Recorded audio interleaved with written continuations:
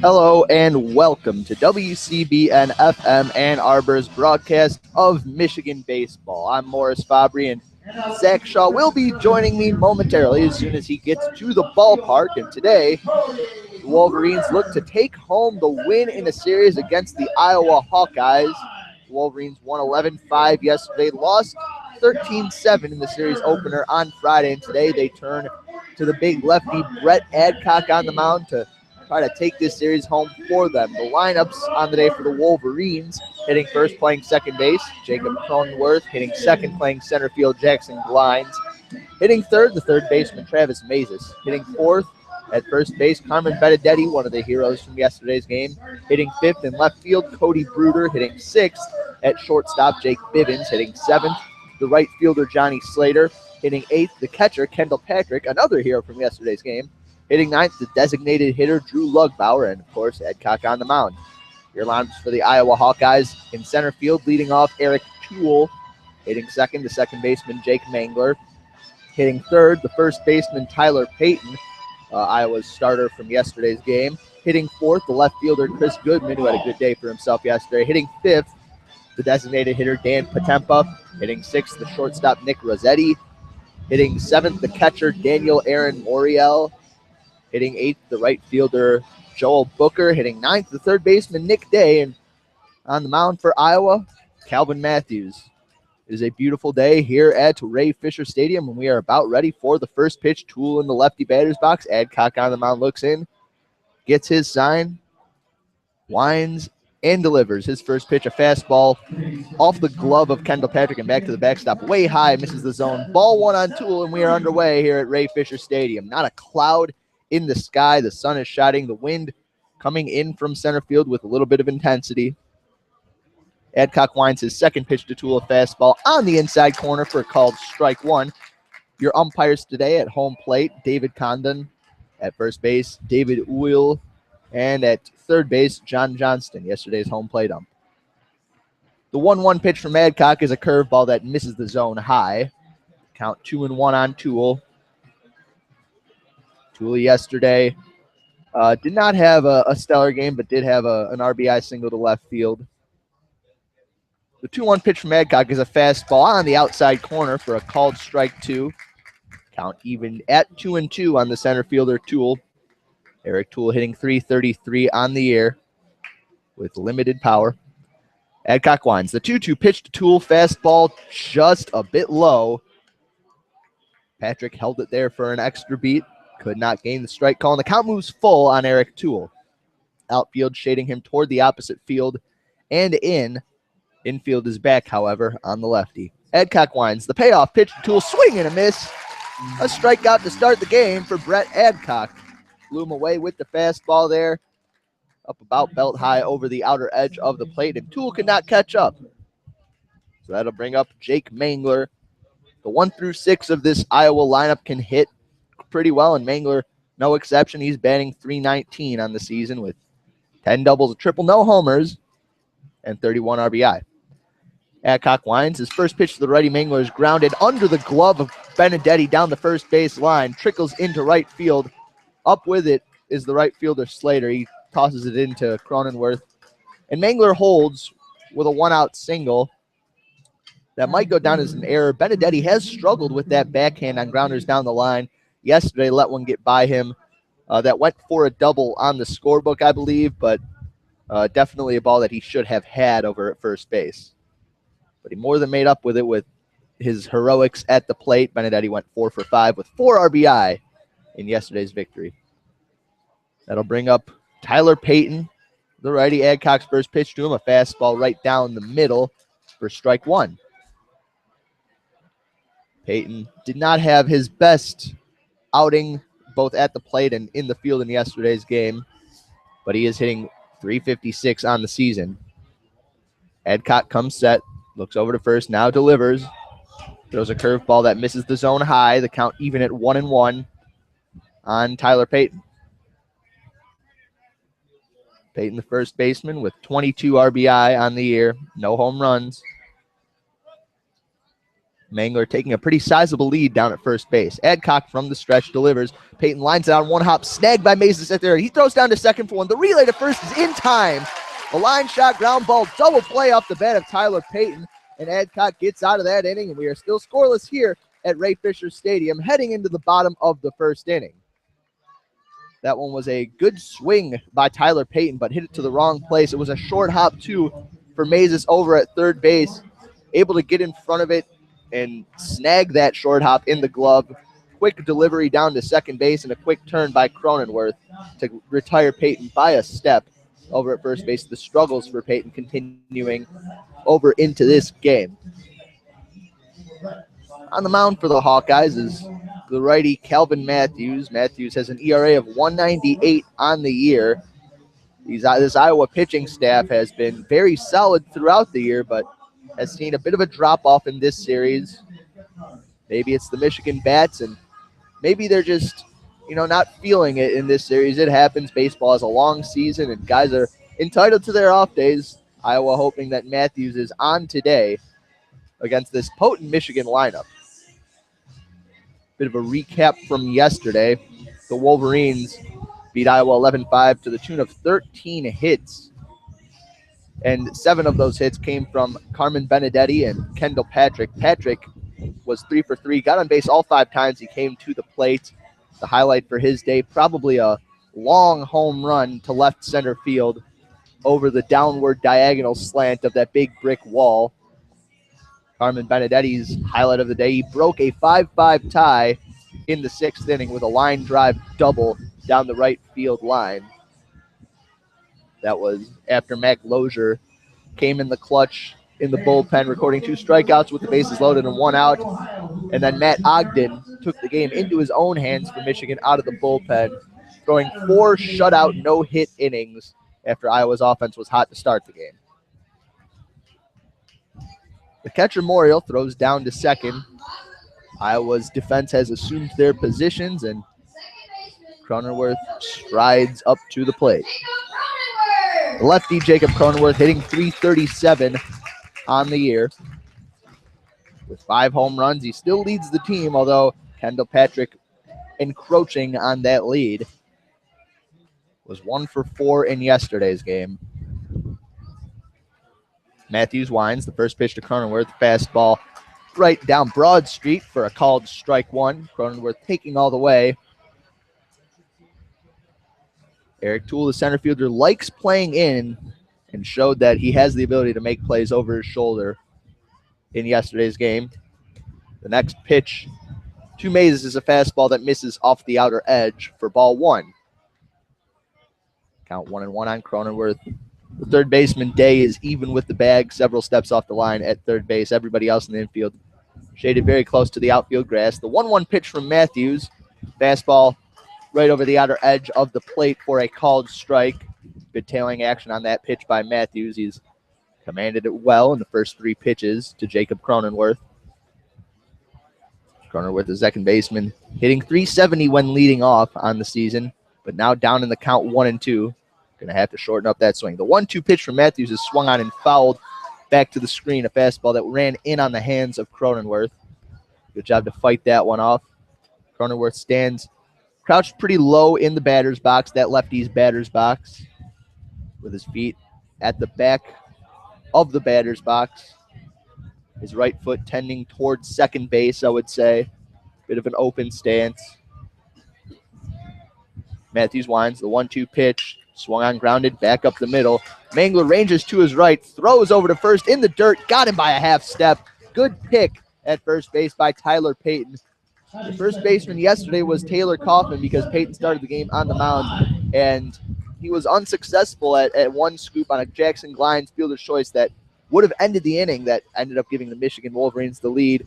Payton, showing no such struggles, scooped that one with a little bit of flair.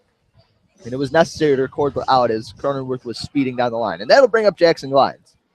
Glines, a center fielder, hitting .380 on the year with a home run in yesterday's game. The first pitch from Matthews, off speed, catches the outside corner for called strike 1. Matthews working, getting ahead of these Michigan hitters, and that is oh so crucial.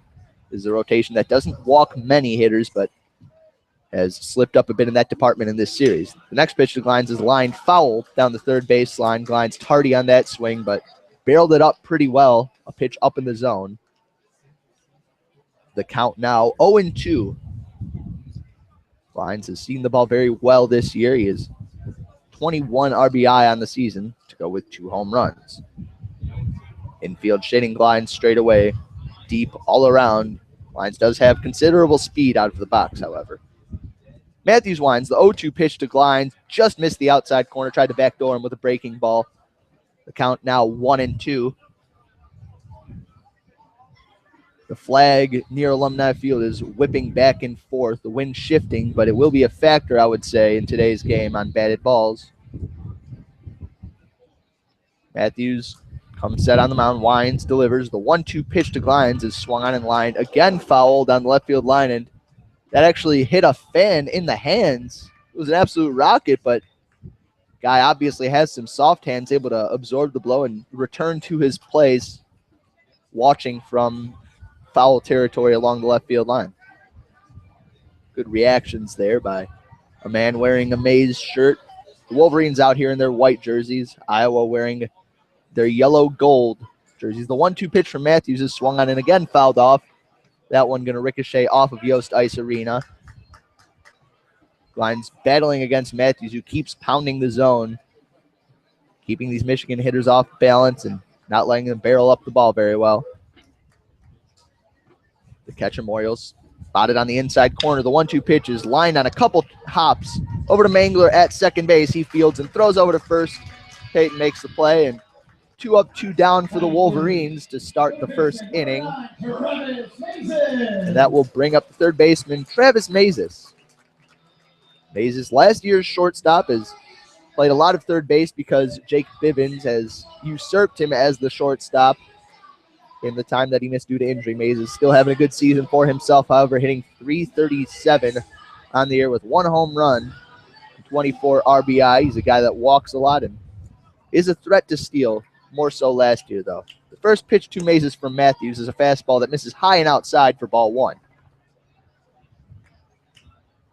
Matthews can definitely put the mustard on his fastball. He's got some juice on him. The 1-0 pitch to Mazes is an off-speed pitch that misses in about the same spot, high and outside. Mazes quickly ahead in the count, 2-0. Mazes 1 for 3 in yesterday's game with a couple of walks. The Wolverines able to reach base via the free pass 7 times. The 2-0 pitch from Matthews, fastball at the knees right over the plate for strike 1. Mazes didn't find that pitch to his liking. The second baseman, Mangler, shaded several steps onto the outfield grass against the lefty Mazes. Matthews winds. The 2-1 pitch to Mazes is on the inside corner. Mazes swings and misses. An off-speed pitch that pulled the string. And Matthews has battled his way back to 2-2 against the number 3 hitter in this Wolverines lineup. Mazes back in the box. Matthews shaking off the sign from Morial. Now winds and delivers. The 2-2 pitch to Mazes is swung on and fouled right back to the screen. Looked like the trajectory might have carried it toward the left side of this press box or perhaps to the hospitality suite to our left. But the screen is there for a reason. So Mazes will step back in for another 2-2 pitch from the pitcher, Calvin Matthews. Matthews winds. The 2-2 pitch to Mazes. Breaking ball popped up over the screen and foul. That one going to land out behind us into the Wilpon Athletic Complex. Mazes just getting a piece of the last 2 pitches. Matthews doing a good job of not putting one in the zone for him. Matthews has been in control of this game so far. He winds. The 2-2 pitch to Mazes. Fastball just missed low. Mazes was worked the count full at 3-2. The Wolverines have had some success in this series, fouling off pitches and working counts, reaching base via the free pass. Mazes looking to do so to set the table for Carmen Benedetti. Matthews comes set, winds. The 3-2 pitch to Mazes is swung on and golfed down the left field line. That one tailing, and it'll go well foul beyond the Wolverines bullpen out in left field. Not home run distance. So Mazes adjusting his gloves, Taking a practice cut outside the box. He will step back in now. Matthews looks in, gets his sign. He winds now. The 3-2 pitch to Mazes. Inside, ball 4. Mazes with about an 8 or 9 pitch at bat there. Works the walk. And now with 2 outs, that will bring up Carmen Benedetti. Benedetti 4 for 5 in yesterday's game with 3 RBI doubles, one of which knocked in 2, to go along with a single to left field. His final line on the day yesterday, 4 for 5 with 5 RBI, 1 run scored on his own account, raising his average up to 364 on the year for the Wolverines. Middle infield shaded deep on Benedetti, shifting him to pull. The outfield also deep, but more straight away. The first pitch from Matthews to Benedetti is on the outside corner for a called strike. Good location there with the off-speed offering. Outfield does have him shaded deep tool, maybe a couple steps toward right center field. The left fielder, Goodman, kind of on an island out there. A lot of space to either side of him. Matthews comes set. The 0-1 pitch to Benedetti, just off the outside corner, maybe a little bit low. Came in with the fastball, and Benedetti lets it go by the count, even at 1-1.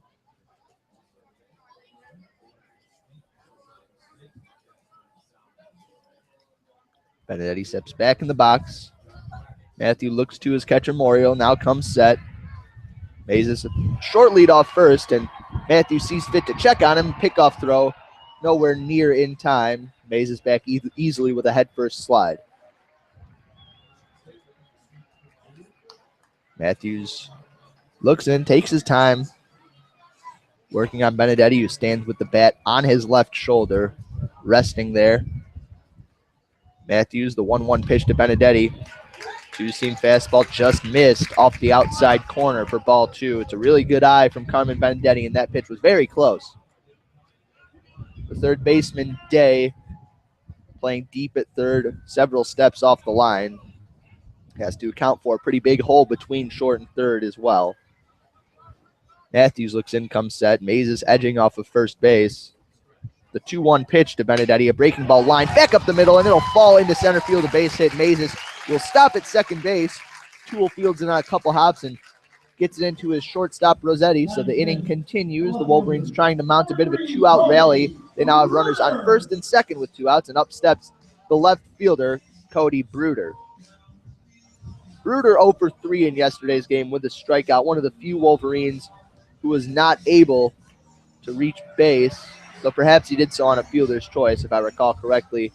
His average now sitting at 306 on the season. He's got 1 home run and 35 RBI, and I'm sure he would love to add to that RBI total right now.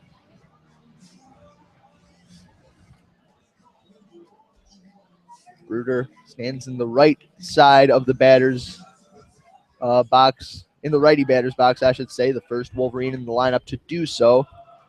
The righty Matthews looking to retire him here with 2 outs. The second baseman, Mangler, shaded up the middle. The shortstop, Rossetti, positioned deep in the hole. Matthews comes set, stares down Mazes at second, looks once, twice, now delivers to the plate. A breaking ball, swing and a miss by Cody Bruder. Cut right through that one. A big cut there, looking for perhaps extra bases, but he came up empty. The count 0-1 on Bruder, looking to the bench, getting a sign from his coach, Eric Bakich. Perhaps some strategy is underfoot right now. Matthews really looking in for a long time, getting a sign from the catcher, Morio. Comes set now at the chest. The 0-1 pitch to Bruder. Fastball just misses low and away. The count even at 1-1 on the left fielder, Bruder. Mazes, not a giant threat to steal over there at second base. And with 2 runners on, the prospect of a double steal must be intriguing for Coach Bakich. An aggressive coach when it comes to small ball. Matthews comes set at the chest. Readies. The 1-1 pitch to Bruder. Breaking ball swung on in line, foul down the right field line. That one tails into the Iowa bullpen. And Bruder now behind in the count 1-2. Bruder stands with a pretty heavy crouch, crowding the inside part of the plate in that righty batter's box. Rests the bat on his right shoulder, doesn't lift it up like many others do. He's back in the batter's box, ready for the 1-2 pitch from Matthews. Matthews looks in. Benedetti taking a sizable lead off first. Mazes the same at second. Matthews comes set. Leg kick delivers. The 1-2 pitch to Bruder is skied into right center field. Toole will have plenty of time to shade over to right center, get under it. And Toole will make the catch, so the Wolverines threaten getting 2 runners on with 2 outs, but Bruder's flyout ends the inning, and we will head to the top of the second inning in a scoreless tie. You are listening to WCBN FM Ann Arbor's broadcast of Michigan baseball. Thank you for tuning in. So to start the second inning after the double play by Tyler Payton, Brett Adcock will have to face the likes of Chris Goodman, Dan Potempa, and Nick Rossetti. This lineup for the Hawkeyes, all right-handed hitters, with the exception of the leadoff man, Eric Toole. Goodman started off the game as though he was aiming for a cycle. He hit an RBI triple in his first at-bat, a double in his second at-bat, then walked. But it was held quiet in the later innings, a crucial part of why the Wolverines were able to pull out that win.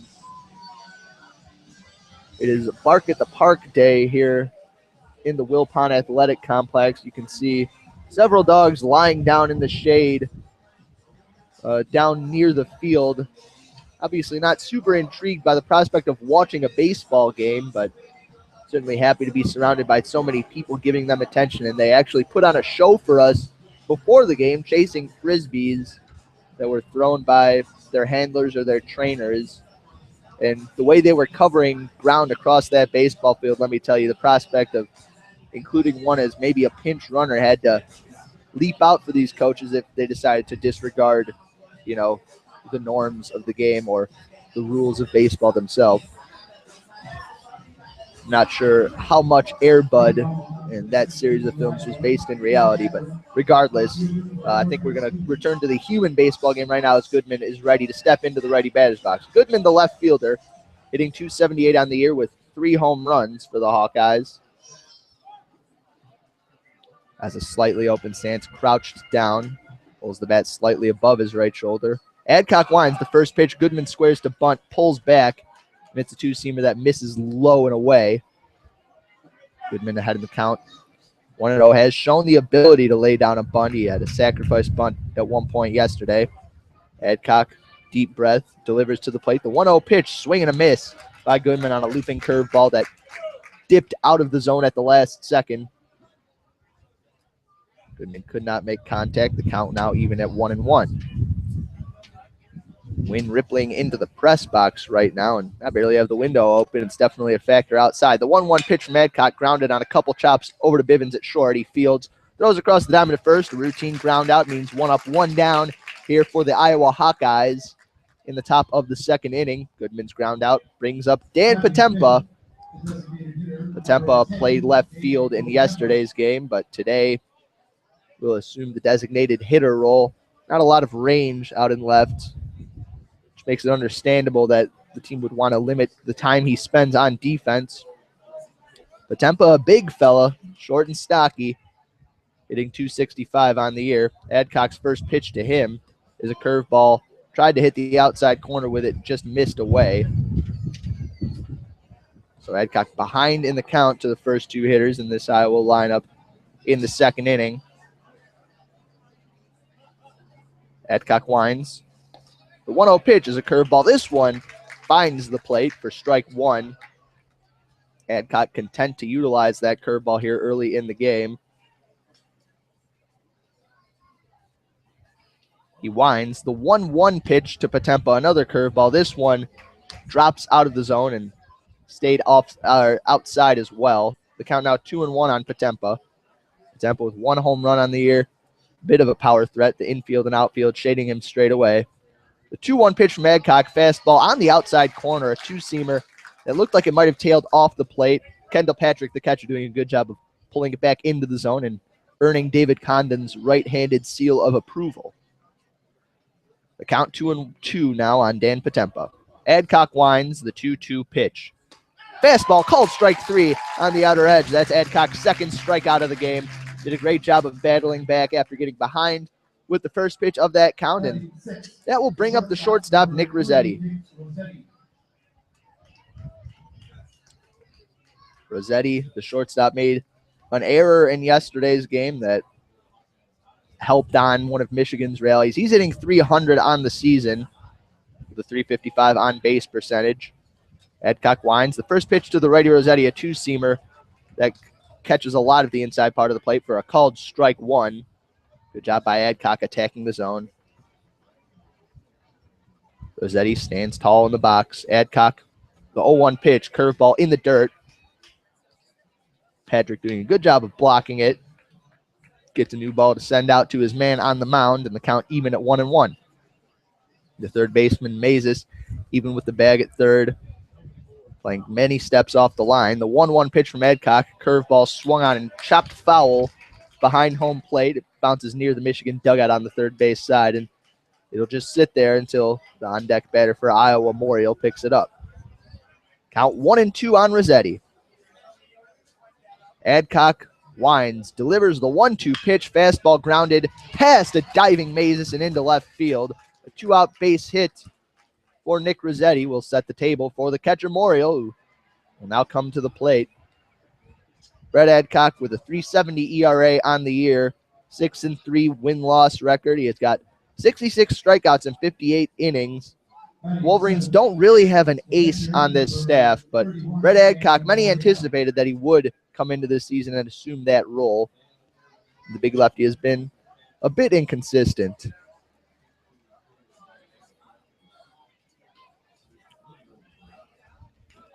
Morial, the backup catcher for the Hawkeyes, hitting 244 on the season.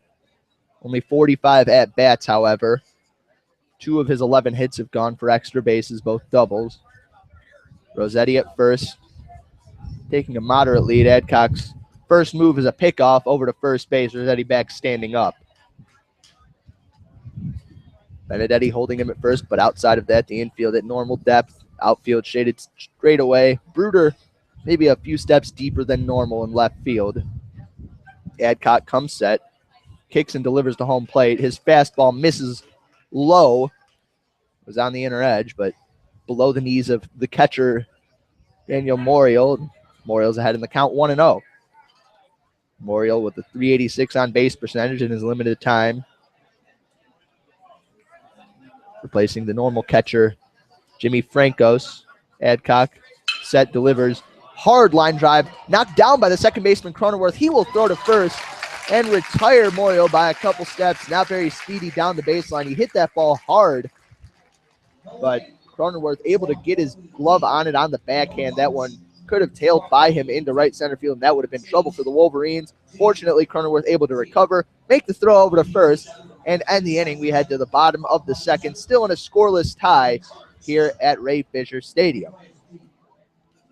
Due to bat for the Wolverines will be the 6, 7, 8 hitters, Jake Bivens, Johnny Slater, and Kendall Patrick. Behind him is Drew Lugbauer, and then the top of the order again, Calvin Matthews. Looked pretty good in the first inning against the Wolverines. However, Mazes able to work a well-earned walk off of him. Benedetti followed with a base hit before Matthews was able to stem the tide of Michigan base runners on base. He got Bruder to fly out to right center field, and we'll get back on the mound to face the rest of this Wolverines lineup. Matthews 3-1 on the season with 29 strikeouts and 22 walks issued in 51 innings pitched.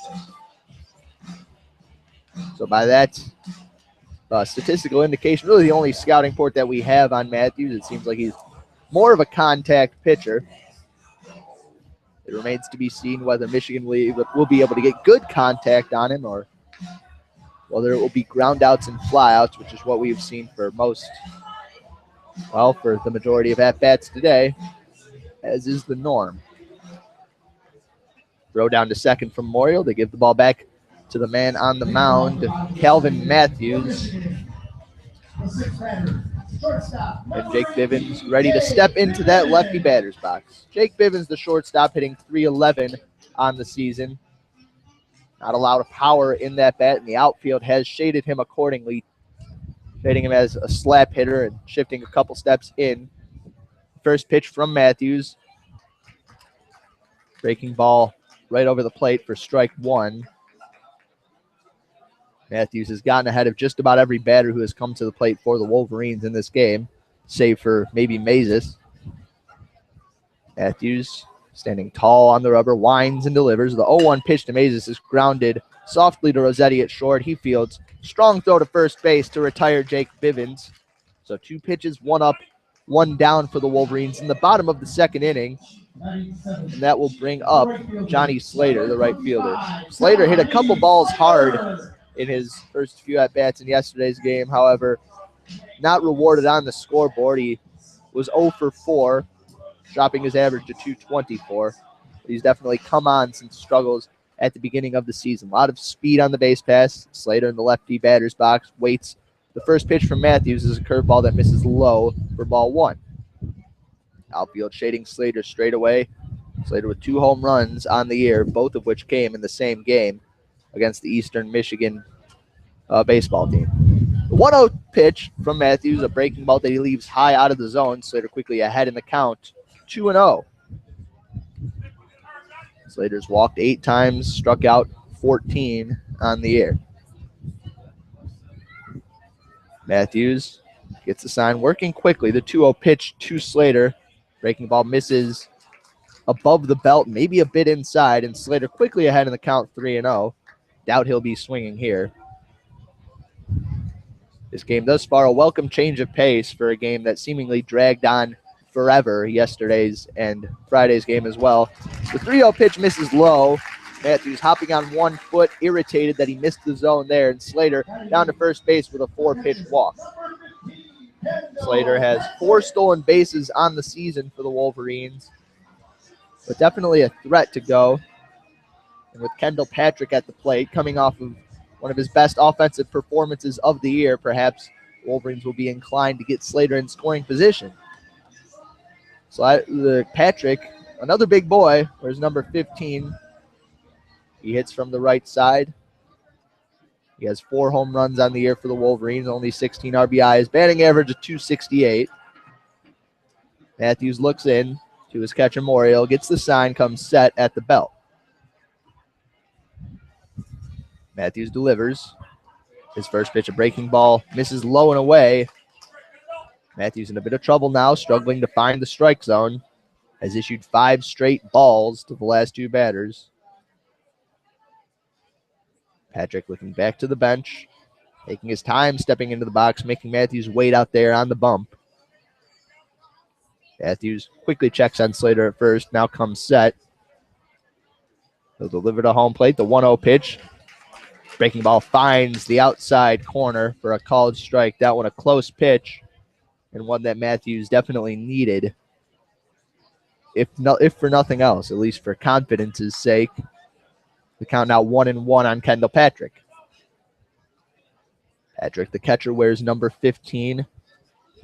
The Wolverines rocking their white jerseys today. Quick pickoff throw over to first by Calvin Matthews. Johnny Slater on his toes is back easily with a head-first slide.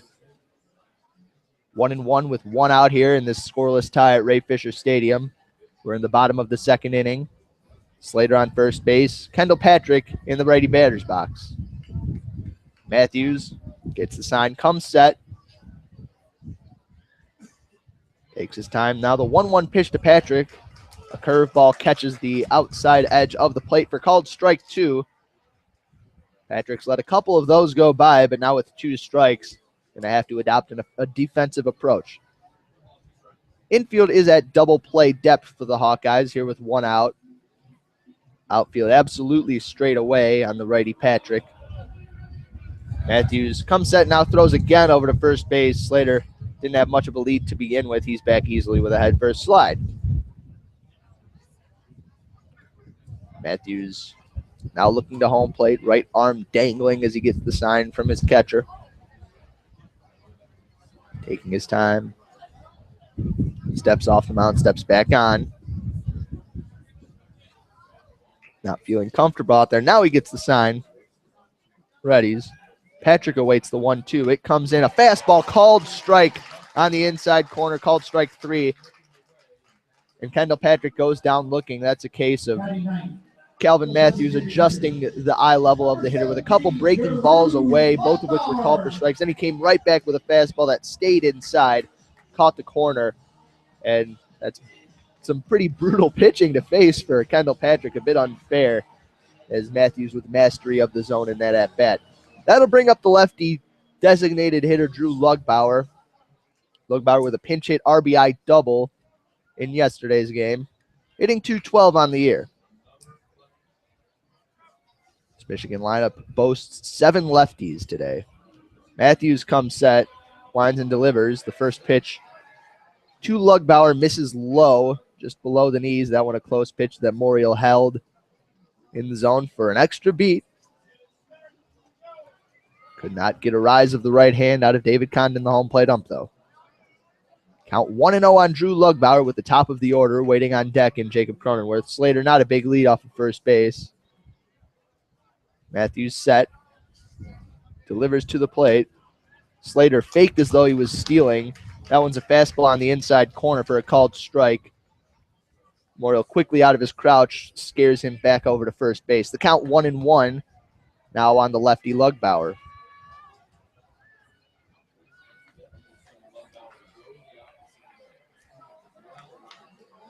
Matthews really taking his time, working slowly on the mound now. He comes set. 1-1 count on Lugbauer. Matthews delivers. Breaking ball misses low and inside. The count now 2-1 on Drew Lugbauer. Lugbauer, a highly touted recruit coming into Michigan. Hasn't quite performed to expectations, but if yesterday's opposite field double is any sign, maybe he's rounding into form as the season progresses. Infield shading him very deep up the middle. First baseman Peyton holding Slater to the bag. The third baseman Day playing deep and pretty close to the line at the hot corner. Outfield shading him as a slap hitter. Left fielder Goodman toward the line out there in left. Matthews comes set. The 2-1 pitch to Lugbauer. Breaking ball misses low. The count 3-1 now on the number 9 hitter in this Wolverines order.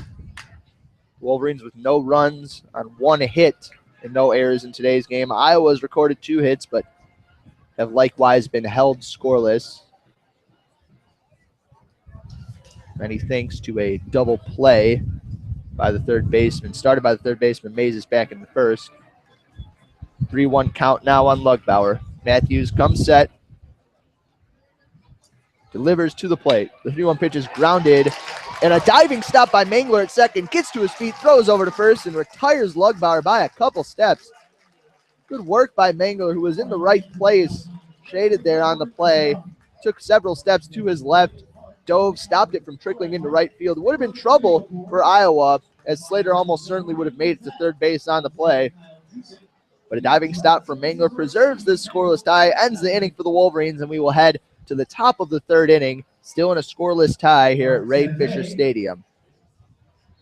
As I said, welcome difference from the first 2 games. The first one, a 13-7 Iowa victory, in which the starter, Jacob Cronenworth, was knocked out of the game pretty early. Really, most of the starters in this series have been cursed with getting knocked out of the game early. Tyler Payton, with a game effort in yesterday's outing, going 5 innings, giving up 5 earned runs, but most of those came early. He was able to fight through not having his best stuff and hand it over to the bullpen with Iowa in a position to win.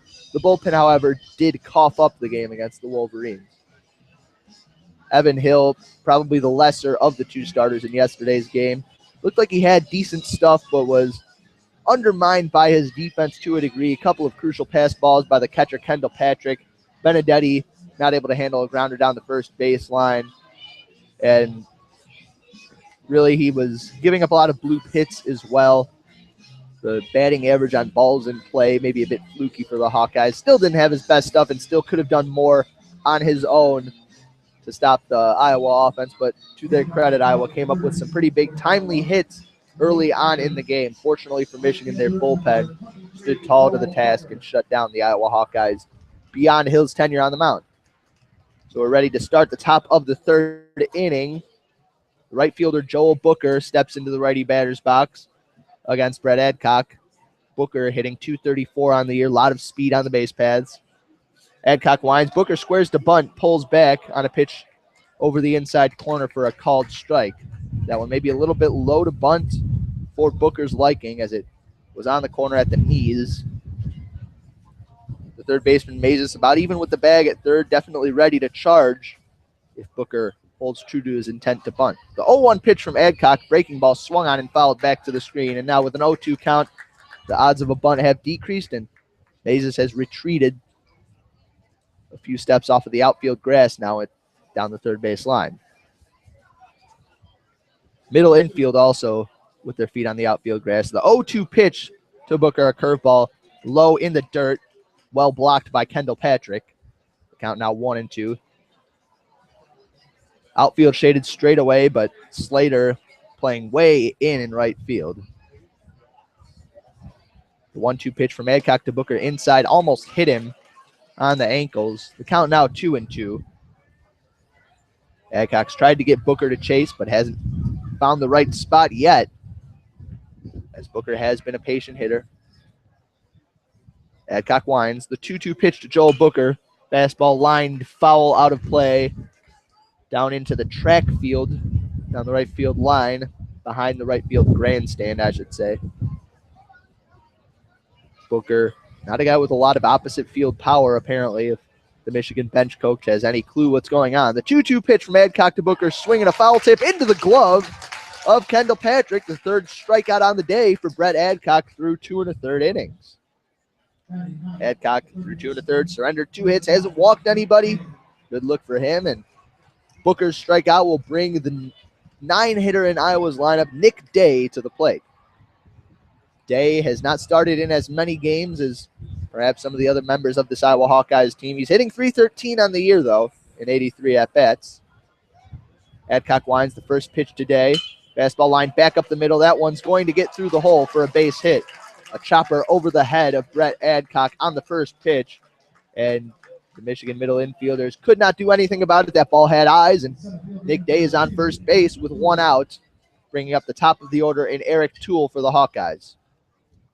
Toole by far the leader in stolen bases on this Iowa team. In the batter's box, obviously, you can't do much damage through there, but definitely a stolen base threat and a threat to bunt, too, as Mays is on the infield grass over at third base. Adcock comes set. Quick pickoff throw over to first base. Day back with a head-first slide. We've seen so many pickoff throws in this series, none of which I believe have been successful. Adcock looks in. Nick Day several steps off of first base. Adcock throws back over to first. Benedetti has to lunge from his position, holding Day to the base to stop that one from going out into right field. Errant throw from Adcock, but no harm done.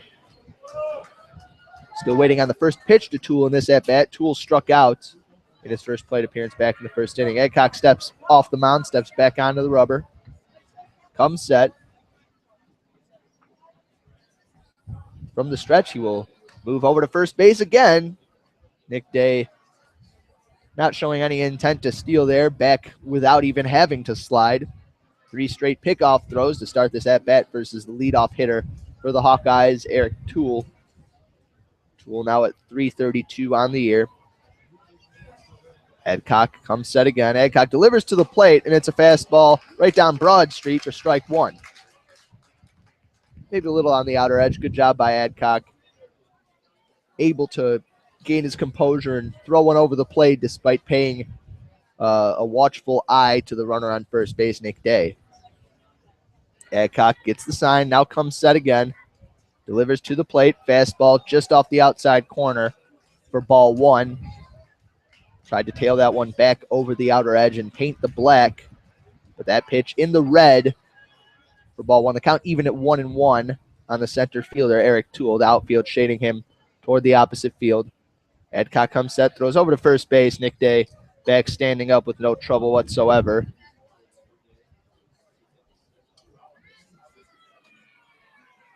Pickoff throws that, if nothing else, serve to prolong Toole's time in the batter's box. The 1-1 pitch from Adcock to Toole, a curveball, a looping curve that Adcock did not get on top of. It stayed high and above the strike zone for ball 2.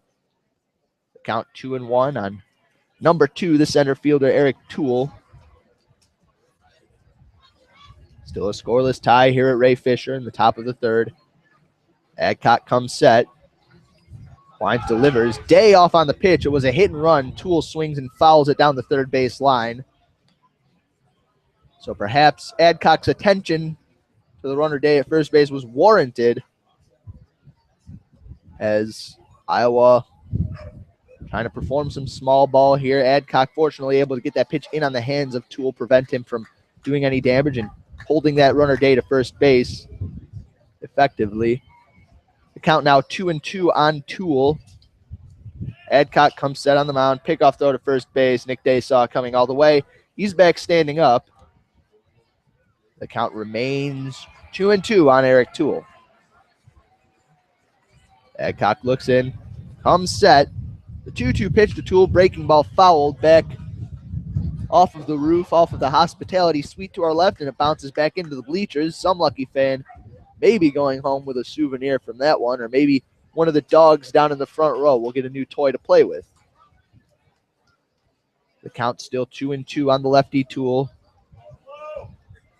The pitch from Adcock, breaking ball looped into shallow left field. Coming on to make the catches, Cody Bruder. He comes up throwing to first base, but Nick Day is back before he can be doubled off.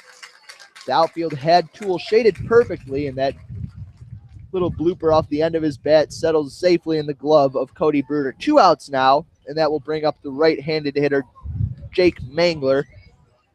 Mangler did it with the glove in the bottom half of the second, diving to rob Jacob Cronenworth of a base hit. Now looking to do it with the bat. He hit a single in his first at-bat. Mangler stands tall in the righty batter's box. Pickoff throw to first. Day was leaning towards second base, but back with a head-first slide.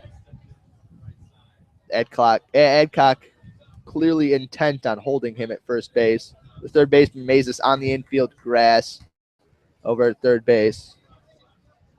Infield and outfield shading Mangler toward the opposite way. The first pitch, bit of a pitch out, a fastball high and outside. Mangler lets it go by for ball 1.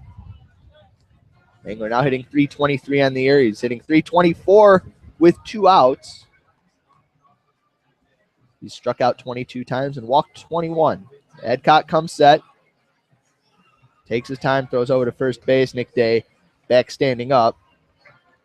Mangler in the batter's box stands with his back foot maybe half a foot off of the back line of the box, leaving a bit of space between him and the inside part of home plate. Perhaps the outside of the zone is the area to pitch him. Patrick sets up there, but the pitch misses inside. The 1-0 pitch was a fastball that was low and in. The count now 2-0 on the second baseman, Jake Mangler.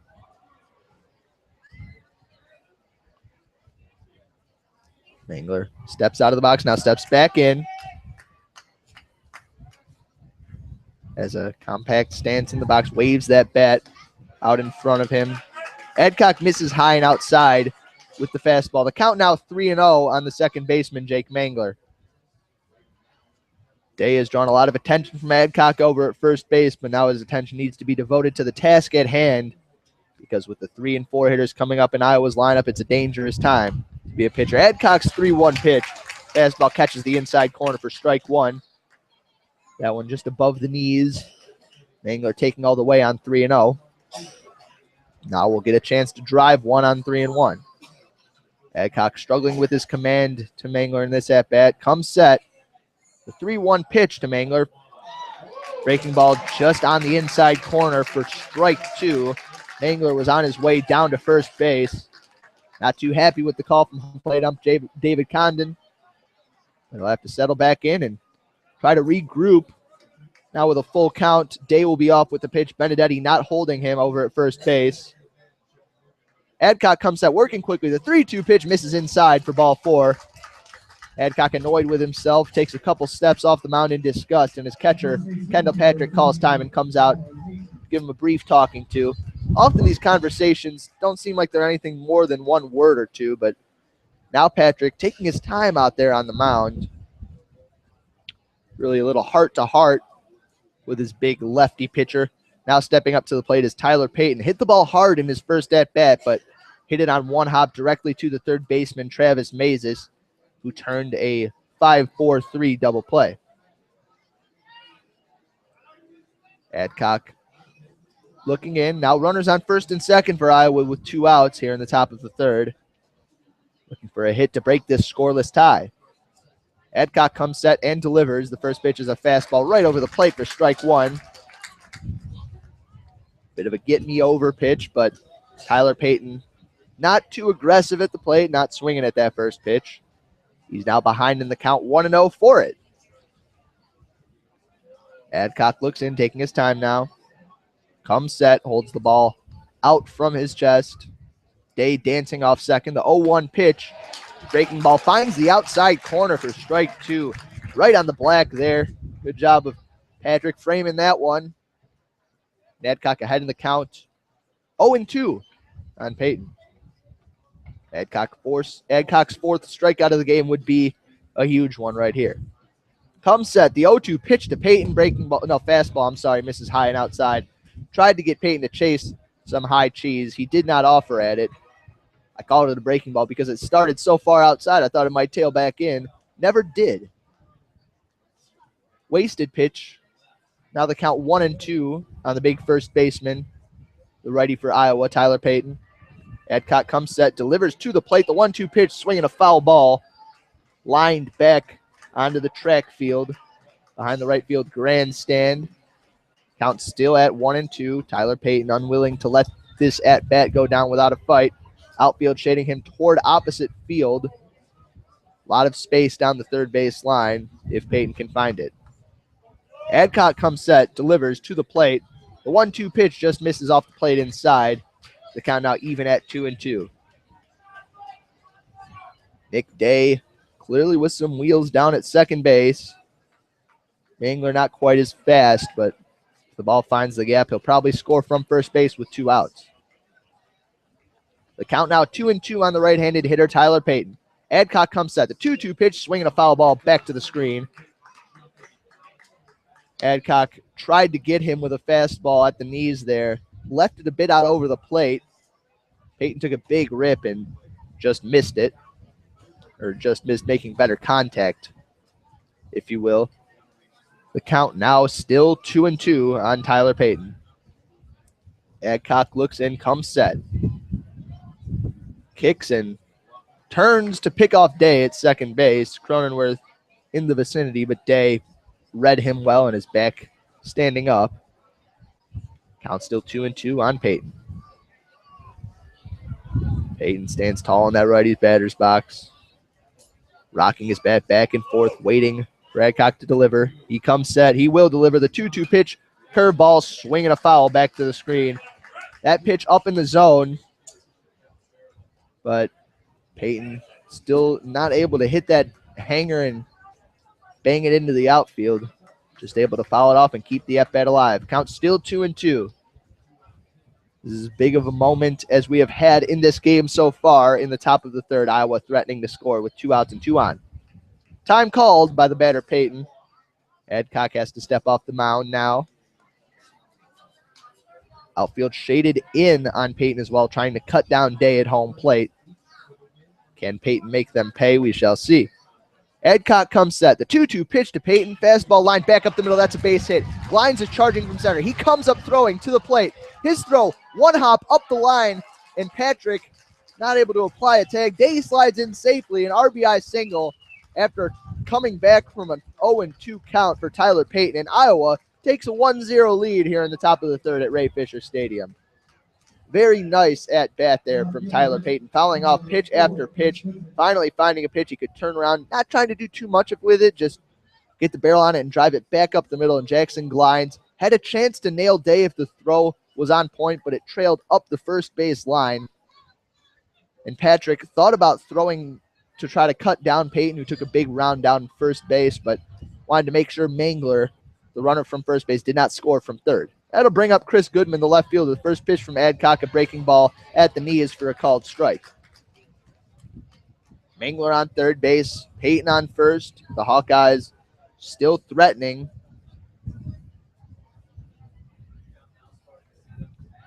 Adcock comes set, delivers the 0-1 pitch well outside in the dirt. Adcock really needs an out right here. The wheels starting to come off the Brett Adcock train in Michigan, given how good Calvin Matthews has looked.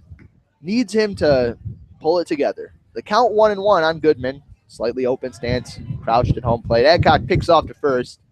Peyton back there with ease. Count still 1-1 on Goodman. Adcock comes set.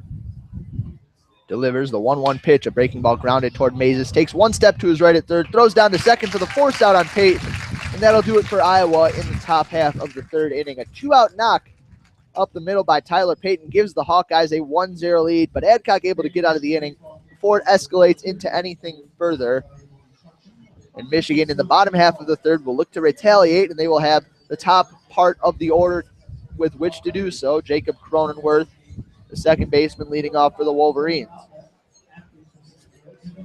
Matthews will get back on the mound. He's gotten through 2 innings so far. He's walked 2 and given up 1 hit to the Wolverines, that being the single up the middle by Carmen Benedetti. 1 strikeout for Matthews on today's game. He has held true to form, at least the form that he has established throughout the rest of the non-conference and Big Ten season. Iowa has not faced the true best of the best in the Big Ten, or maybe hasn't had a big portion of their schedule against the Big Ten heavyweights, but still what they have done against this conference has been truly impressive, as they are 14-3 in the Big Ten. Michigan looking to win this series 2 games out of 3 at 12-8 in the Big Ten. Not in that upper tier, but looking to make some waves and, if nothing else, improve their standing for an at-large bid in the NCAA tournament. Because if they lose a game like this and they keep losing games like this, they're going to be needing a huge performance in the Big Ten tournament in order to sniff the NCAA. Jacob Cronenworth about ready to step into that lefty's batter's box. 0 for 1 on the day. Grounded out routinely to Mangler his first at-bat. Stands with an open stance. Heavy crouch in the box. Bat rests over his left shoulder. The first pitch from Matthews, a fastball, finds the outside corner for called strike 1. Matthews has been pounding that zone all day. He's thrown 43 pitches through 2 innings to this Wolverines lineup. Matthews operating from the windup. Delivers to the plate. Cronenworth swings and fouls one off. Quickly behind in the count, 0-2. That one a breaking ball. That had Cronenworth off balance. The outfield shading him toward the opposite field. The infield shading him to pull. Nick Day, the third baseman, playing deep and off the line at third. Peyton down the line at first base. The count 0-2. Calvin Matthews winds, delivers. Fastball outside corner, just a bit high though. Misses for ball 1. Good out there from Cronenworth, as that's a pitch that a lot of batters might move out of the zone to chase. The count 1-2 now on Michigan's second baseman. Matthews taking his time, getting the sign, shakes off a couple.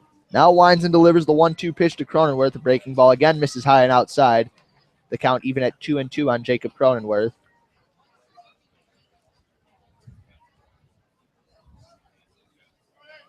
Wind still blowing in from center field softly. Some clouds have moved across this skyscape, but still a beautiful day here in Ann Arbor. The 2-2 pitch to Cronenworth, swinging a pop-up, foul ground, tailing toward the bullpen. The third baseman, Day, leans up against the fence, but that one sails out of play. Cronenworth gets some new life.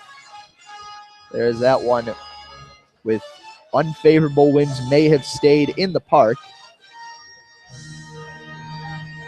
The scoreboard showing a 1-2 count, but we know better. Count 2-2 on Cronenworth after he fouled that one off. Cronenworth takes a couple practice cuts, gets back in the box. Matthews winds the 2-2 pitch to Cronenworth. Just missed off the plate outside.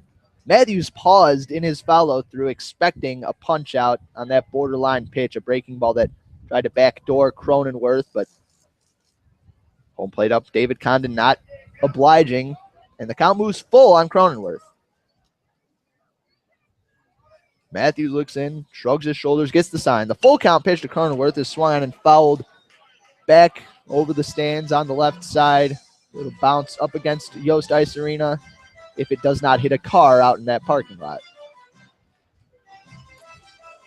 I don't see why anybody in their right mind would want to park in such prime baseball territory, but many people still do. The count 3-2 on Jacob Cronenworth. Matthews winds. The 3-2 pitch inside for ball. I guess it is ball 3. I guess time was called before one of the pitches earlier in that at-bat. I had not received word. I guess it wasn't very clearly indicated, but the scoreboard had it right, and we had it wrong. The count now 3-2 on Jacob Cronenworth, the lefty. Matthews winds and delivers, swinging a pop-up, shallow center field. Toole and Goodman both under it. Goodman will call off Toole and make the catch for the first out here in the bottom of the third inning. Cronenworth with a good at-bat. Couldn't barrel that one up. Popped it high into shallow right center field. That ball in on the hands. Couldn't turn on it. And that'll bring up Jackson Glines. Glines also grounded out to second base in his first plate appearance. His average at .373 on the year. Matthews winds and delivers the first pitch to Glines. Check swing. Foul ball down the third baseline and into the Wolverines dugout. Matthews has just poured in first pitch strike after first pitch strike, making it difficult for the Wolverines to see favorable pitches at the plate. Matthews winds and delivers. The 0-1 pitch to Glines is a fastball that misses high for ball 1. And really does take its toll on your approach at the plate. You know, you're accustomed to, at least in a couple at-bats per game, really getting ready and trying to hit a home run or hit a gap shot, but Wolverines have been defensive at the plate for the most part. The 1-1 pitch from Matthews swung on and fouled right back to the screen, a high fastball that Glines could only get a bit of his bat on. He is now behind in the count. 1-2.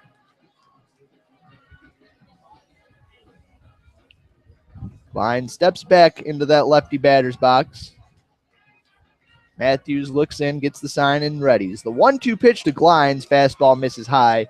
He's tried to climb the ladder several times on the sophomore Jackson Glines, but that time missed the zone by too big of a margin. The count now even at 2-2 on the freshman sophomore Glines, my mistake. Matthews winds the 2-2 pitch. Inside corner, called strike 3. Glines will head back to the bench. The second strikeout of the game for Calvin Matthews, who's really settling into a zone right here.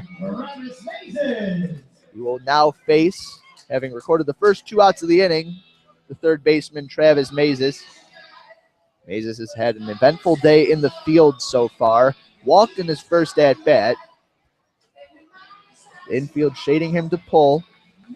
Outfield at normal depth. Mazes with 1 home run on the year for the Wolverines.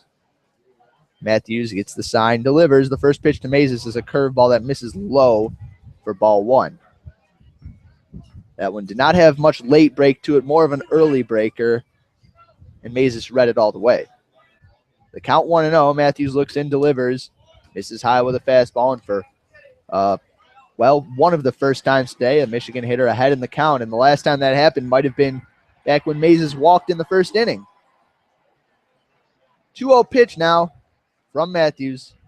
On its way, Mazes takes it, and it catches the zone for a called strike 1. That one an off-speed pitch. Looked like it caught a good part of the plate. So Matthews will pitch from the windup. 2-1 count on Travis Mazes.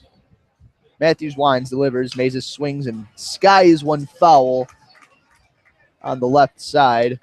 Count now even at 2-2.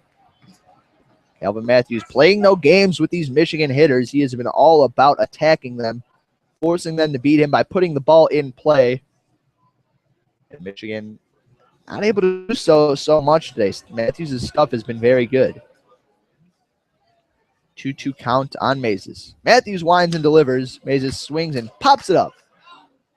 On the left side of the infield, the shortstop Rossetti, couple steps onto the outfield grass, will get under it, camp, and make the catch.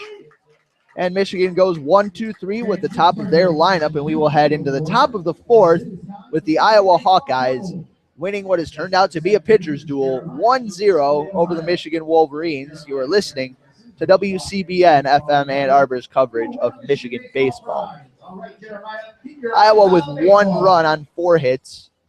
Michigan's only hit came from Carmen Benedetti, who will lead off next inning for the Wolverines. Brett Adcock has looked like he's had his good stuff today, but last inning got into a bit of a jam and got engaged into an epic battle with first baseman Tyler Payton. And Payton got the better of him, fouling off his best stuff, taking his best punches, and then finally punching one of his own, a line drive back up the middle that knocked in Iowa's first run of the game.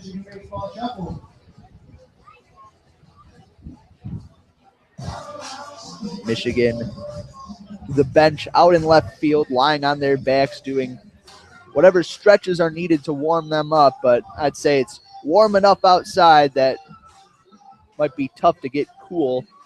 Many fans in the stands opting to rest under the shade that the roofs along the right and left field side offer, and also plenty of fans in the sunlight. One of the better attended games that I've seen at Ray Fisher Stadium this season. Adcock has made his final warm-up throw, tosses down the diamond to the shortstop Bivens. Flips to Cronenworth, back to Mazes, back to Adcock, and we're about ready to start the top of the fourth inning.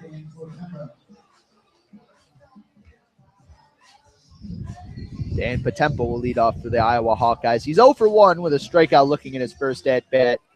Potempa not having the best series for the Hawkeyes. Wide in yesterday's game, he was 1 for 5.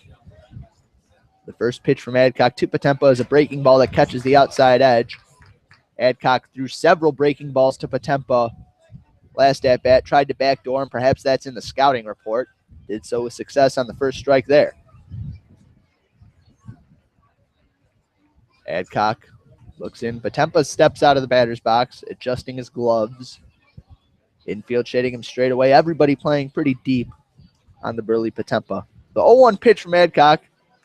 Changeup misses off the plate outside. The count even at 1-1 now.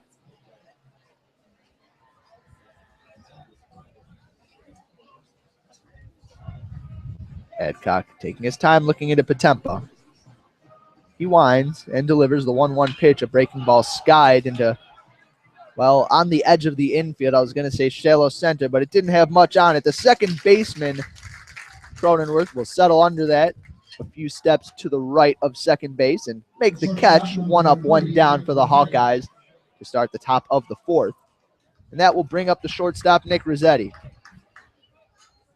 Rossetti has hit the ball pretty well for Iowa in this series. He's at .305 on the year. Had a single in his first at-bat back in the second inning. The first pitch from Adcock to Rossetti misses off the plate outside. Like an off-speed offering that just did not catch the plate. Tailed low as well. Adcock winds and delivers. The 1-0 pitch bounces between the legs of the catcher Patrick. Missed the zone low for ball 2. Rossetti with only 9 walks to 24 strikeouts on the year. Not a guy who's easy to put on via the free pass. Adcock winds. The 2-0 pitch to the shortstop. Rossetti is swung on and laced into left field. That one's down for a base hit. Bruder left fielder fields on one hop. Throws over to first base. Don't know what he was thinking there. Carmen Benedetti scoops it. An errant throw that, if it got by him, might have caused some trouble, although the catcher, Kendall Patrick, racing down the first base line, would have been there for the backup. A reckless throw there by Cody Bruder, but one that probably has paid dividends in the past. Otherwise, he wouldn't have attempted it. That'll bring up the righty catcher, Daniel Morial, grounded out to second in his first at-bat. The Wolverines would take a ground out to second now, as it would mean a double play. Rossetti a threat to steal at first. Adcock's first pitch to Morial, breaking ball in the dirt, gets away from Patrick, and Rossetti will scamper down to second base. Patrick could not block that one down in front of him, but a great read there by Nick Rossetti as he took off almost as soon as that ball was in the dirt. Patrick out to say some words to his starter, Adcock. Quick pat on the butt. Jacob Cronenworth also saying some words. Infield now back to normal depth. Rossetti now at second base for the Hawkeyes. Outfield also shaded at normal depth. Morial takes a step out of the batter's box. He's ahead in the count 1-0 on Brett Adcock. Adcock comes set. The big lefty delivers the 1-0 pitch. A looping curveball that catches the outside corner. 12-6 action on that one, and the count even at 1-1. Orioles average down to 239. He's hitting 259 with runners on the season. A lot of space over the heads of Glines and Slater in right field. Adcock turns for a pickoff at second base. Doesn't even need to throw, though, as Rossetti was back in plenty of time. Glines and Slater playing shallow in center and right field, respectively. Adcock comes set, looks and delivers. The 1-1 pitch misses the zone low. It's a breaking ball that Morial let go by, and the count now 2-1 on the catcher. Morial now adjusts his gloves. Adcock taking his time looking in. Now comes set on the mound. Adcock, the 2-1 pitch to Morial. Another curveball catches the outside corner for strike two. Adcock living with that breaking ball here against the backup catcher, Daniel Morial. On that play, Cronenworth was faking back and forth, trying to keep Rossetti close on second base. He is shaded up the middle on the catcher. Morial. Adcock now comes set. 2-2 pitch to Morial. Fastball inside, and it hit him on the thigh.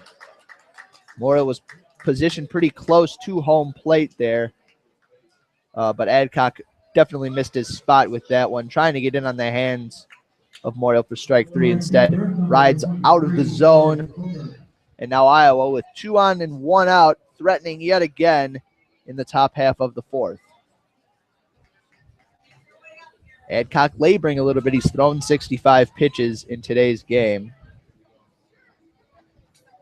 And that will bring up the right fielder, the right-handed hitter, Joel Booker. And Coach Eric Backage looks like he's going to head out to the mound and have a brief discussion with his starting pitcher.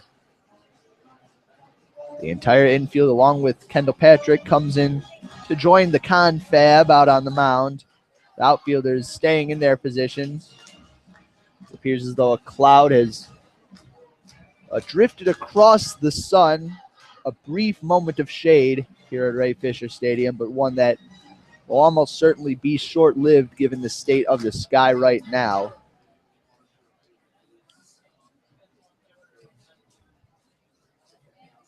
Giving you an update over on the softball game.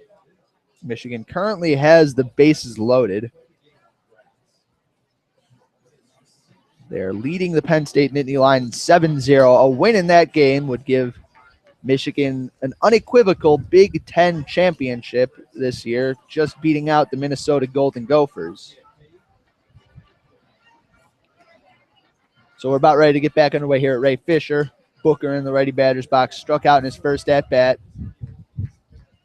First pitch from Adcock, breaking ball, just misses off the plate outside. Got to think that if he puts Booker on, maybe time to start thinking about warming somebody up. You don't want to undermine your man on the mound's confidence. But what needs to be done needs to be done. Booker, the righty, standing off the plate. Outside corner available if Adcock chooses to go there. Rossetti not a big lead off second base. Adcock comes set, delivers the 1-0 pitch, a breaking ball that again misses off the plate outside. Adcock cursing himself, angry with himself. He's going to have to bear down and enter the strike zone here. A favorable count for the right fielder Booker, who has 2 home runs on the year. Adcock steps off the rubber, now steps back on. Looks in, long look, and he gets the sign. Now comes set. The 2-0 pitch to Booker, a fastball way high and out of the zone. A 3-0 count now on Joel Booker. Booker with 8 walks to go with 34 strikeouts on the season, but given Adcock's recent struggles with command, you can't blame him for adopting a conservative approach at the plate. Infield shaded at normal depth. They'd love a double play, but Booker's going to be taking all the way on 3-0. Adcock comes set, delivers a 3-0 pitch, misses low for ball 4. He walks the number 8 hitter in Iowa's lineup on 4 straight pitches, and now there will be some action in the Wolverines bullpen. Number 8, Ryan Nudoff, heading out toward the bullpen to get warm for the Wolverines. Nudoff was actually the projected starter for yesterday's baseball game before he was replaced by Evan Hill. Zach and I hypothesized that he would be available out of the bullpen if Adcock got in any trouble today, and it certainly looks as though he will be deployed at some point. Adcock in a jam right now with the bases loaded and 1 out. Nick Day at the plate. Day with an RBI or with a single up the middle in his last at bat. Adcock's first pitch lined on a line right to Cronenworth. Fields throws to second, and they got a double play on the first pitch to Nick Day. A rocket off the bat of Nick Day, but Cronenworth makes a leaping grab, throws over to Bivens covering at second base. The second base runner Morial not able to get back in time, and Adcock escapes the jam without giving up a run. We head to the bottom of the 4th. Iowa still beating Michigan 1-0, but that could have been a whole lot worse for the Michigan Wolverines.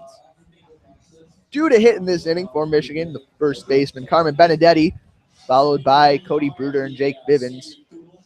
Benedetti, the lone Wolverine batsman with a hit through 3 innings. Calvin Matthews, very, very solid on the mound for the Hawkeyes.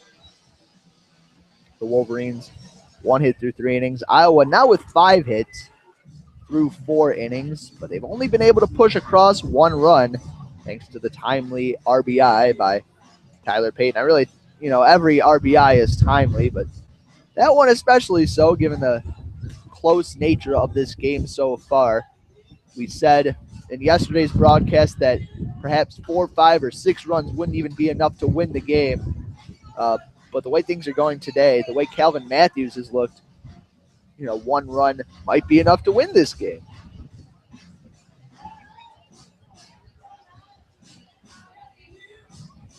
James Brown playing over the loudspeakers right now. Looks like softball is a bit better of a crowd over at Alumni Field than Ray Fisher, but both are populated pretty well. And really, I can't think of a much better day to see a baseball game or a softball game. Fans have responded accordingly. The Dogs still not paying much attention to the action on the field. Lying in the shade down by the baseball field. Benedetti steps into the lefty batter's box. The first pitch for Matthews is swung on and lined foul off of the brick wall of Yost Ice Arena to our left. Benedetti behind in the count, 0-1 now. Matthews looks and gets the sign. The 0-1 pitch to Carmen Benedetti misses off the plate high and outside. Count even at 1-1. Benedetti has seen the ball very well. His average is now at 382 on the season. He has surpassed his lineup mate Jackson Glines. Leads the Big Ten in both doubles and RBI. The 1-1 pitch off speed caught the outside corner at the knees. Great location there by Calvin Matthews. He's ahead in the count 1-2. Infield and outfield just about straight away, but Mangler several steps back at second base on the outfield grass. The 1-2 pitch from Matthews. Benedetti lets it go by, and it just misses low That was on the outside corner. The off-speed pitch from Matthews, however, not able to stay above the knees. The count now even at 2-2 on Carmen Benedetti. Benedetti in a crouch. Bat rests on his left shoulder. Matthews winds the 2-2 pitch, swinging a fly ball to left field. That one tailing away from Goodman, who chases it down toward the line, slides, and he makes the catch. Nice run there by Chris Goodman. Don't know if he had to slide, but he was approaching that wall down the left field line pretty quickly. Good long run to track down that tailing fly ball off the bat of the lefty Benedetti. And it's no more than 1 up, 1 down for Michigan here in the bottom of the 4th inning. That'll bring up Cody Bruder. Bruder flied out to center in his last at-bat. Matthews' first pitch to Bruder. Breaking ball right over the outside corner for a called strike. Matthews with excellent command of that breaking ball against the Wolverines today. Matthews gets the sign, shrugs a couple times, now delivers the 0-1 pitch to Bruder. It's another breaking ball. This one off the plate outside. Tried to get Bruder to chase that one. Great location. Is that pitch very close to being on the black on the outer edge. Very similar to the last pitch, but just a bit more outside. Bruder showing a good eye to let it go by. The count now 1-1 on the righty Bruder. Matthews throws the slider and misses off the plate away. The count now 2-1 on the right-handed hitter Cody Bruder, the left fielder. Bruder's average down to 298 on the year. Has hit the ball hard a couple times in the last 2 games, but not much to show for it. The 2-1 pitch is swung on and popped up foul onto the right side. That one bounces off of an empty seat next to a fan who did not feel inclined to go chase after it. Count now even at 2-2 on Cody Bruder. Jake Matthews waits on the mound for Bruder to get back in the batter's box. He does. Crowding the plate a bit. Bat rests on his right shoulder. Matthews winds, delivers the 2-2 pitches, line down the left field line. That one is going to ricochet off the wall on 1 bounce. Goodman fields his throw into second base. Bruder slides and he is tagged out. What a throw by Chris Goodman from down in the left field corner. Jake Mangler fielded it on 1 hop. Rossetti opted not to cut it off at short. An absolute dime of a throw, and Cody Bruder caught trying to stretch that into a double. You would think when a guy hits it off the wall, he's headed for extra bases, no doubt, but Goodman never gave up on it. Great speed to get to the wall, a perfect throw, a perfect tag, and Bruder unable to slide around it. So 2 up, 2 down for the Wolverines. Chris Goodman has been very active out there in left field and is a big reason why the Wolverines have been kept off the board so far. That'll bring up the lefty Jake Bivens with 2 outs and nobody on. Matthews winds the first pitch to Bivens. Breaking ball called strike right over the plate there. Matthews has gotten ahead in the count to every hitter who's come to the plate for the Wolverines in this inning with the first pitch. Matthews winds the 0-1 pitch to Bivens. Breaking ball grounded softly to Mangler at second base. He fields, tosses over to first. A routine ground out for Bivens ends the Wolverines inning. They go 1-2-3. And while Bruder did manage to get a base hit, he was thrown out trying to stretch it to a double. Benedetti robbed by a sliding catch by the left fielder Chris Goodman. And that'll do it for the 4th inning. We're headed to the 5th. I'll leave you with a brief break. And when we come back, just know that the Wolverines are losing to the Iowa Hawkeyes 1-0. I'll be right back in a couple minutes.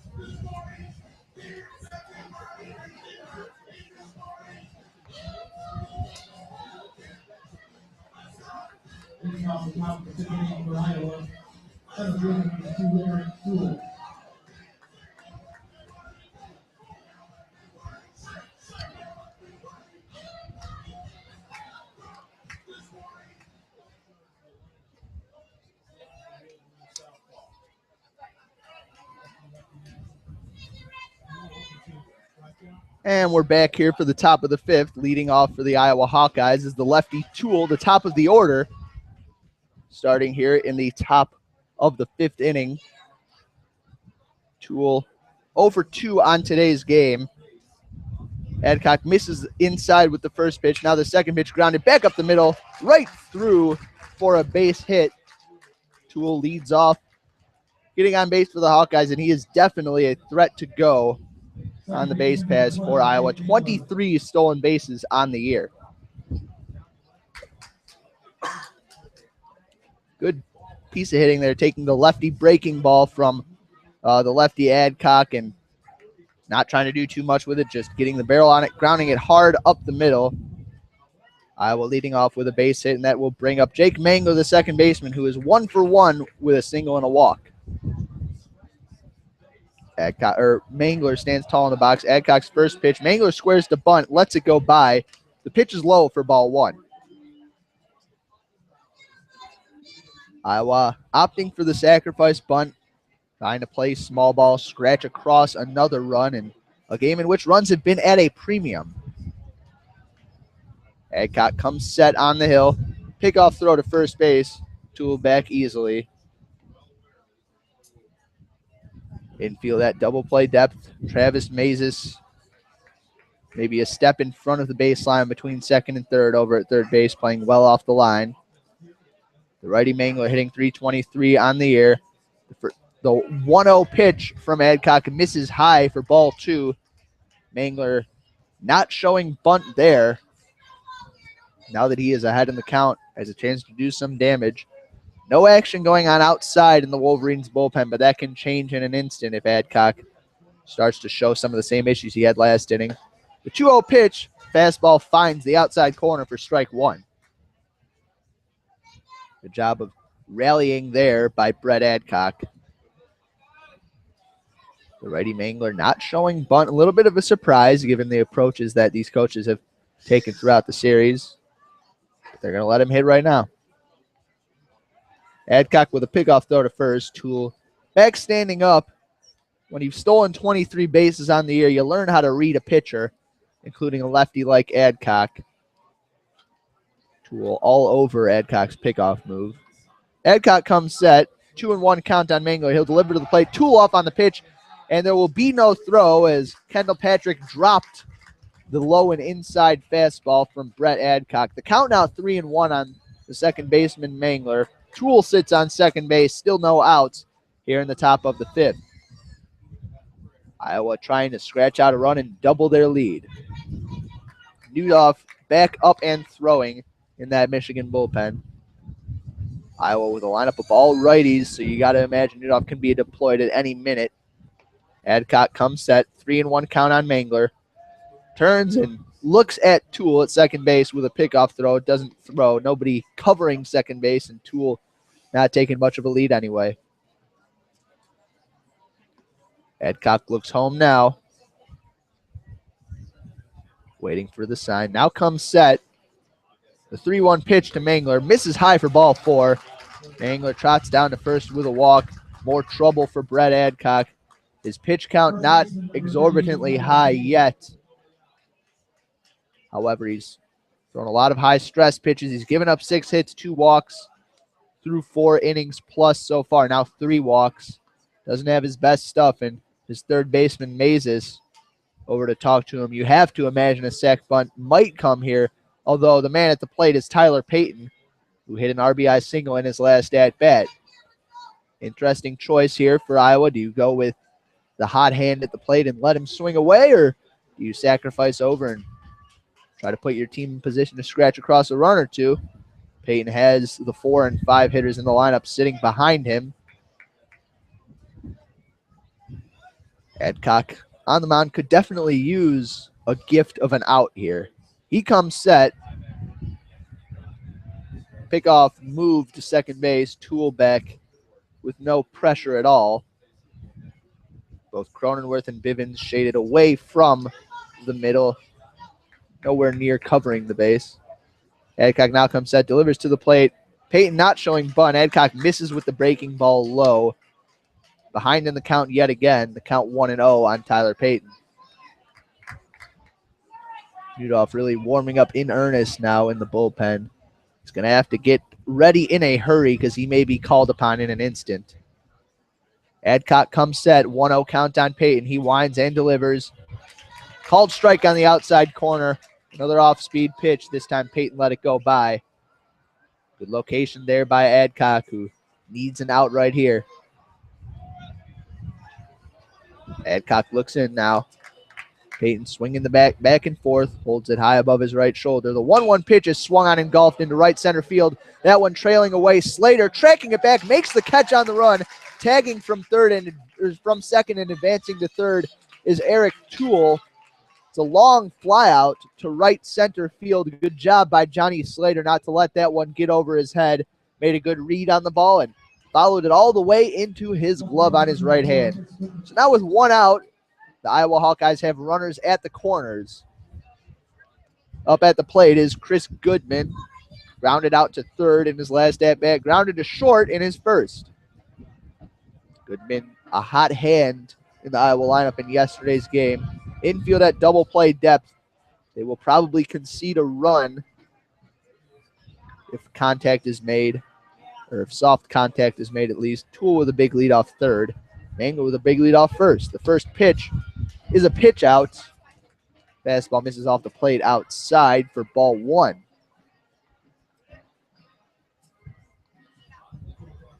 Adcock looks in, waiting for the sign. Goodman stands with an open stance, waving the bat up, and now steps into his batting crouch. Adcock pickoff throw to first base. You could tell all the way he was leaning toward first base before he even lifted up that right leg of his. Mangler, of course, able to read it just as well as we could from the press box. Count 1-0 on Chris Goodman. Adcock delivers. Breaking ball misses low. Now 2-0 on Chris Goodman with Dan Potempa waiting on deck. Following Potempa is Nick Rossetti. Rossetti is 2 for 2 on the day for Iowa.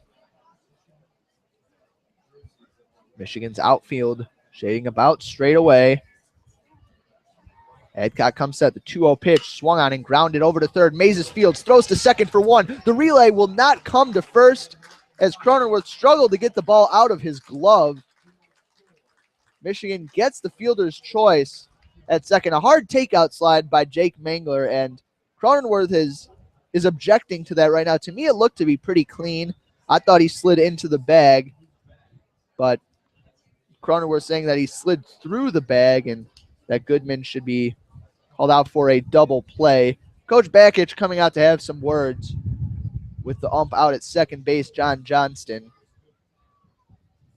But I don't think he's going to gain anything from this this conversation that he is having. Iowa scores on the fielder's choice.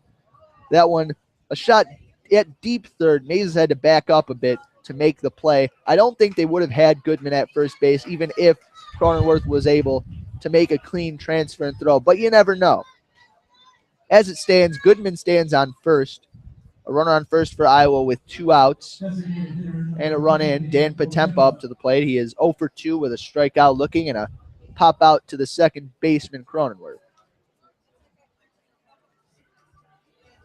Adcock looks in, gets the sign, now comes set on the mound. Pickoff throw to first. Goodman back, standing up. Adcock does not have a very convincing pickoff move over to first base, unlike Evan Hill, who was at times, maybe not this year, but last year, notorious for his pickoff move. Adcock, another pickoff move to first. Goodman back with a head-first slide. Still yet to throw the first pitch to Dan Potempa. Potempa stands with the bat on his right shoulder in the righty batter's box. Adcock, another pickoff throw to first. Goodman yet again back with the head-first slide. Adcock hoping that Goodman, if he's going to steal, is going to take off on the first move that Adcock make, regardless of whether it is toward the plate or not. Adcock set another pickoff throw over to first base. Goodman back standing up. I think that's 4 straight.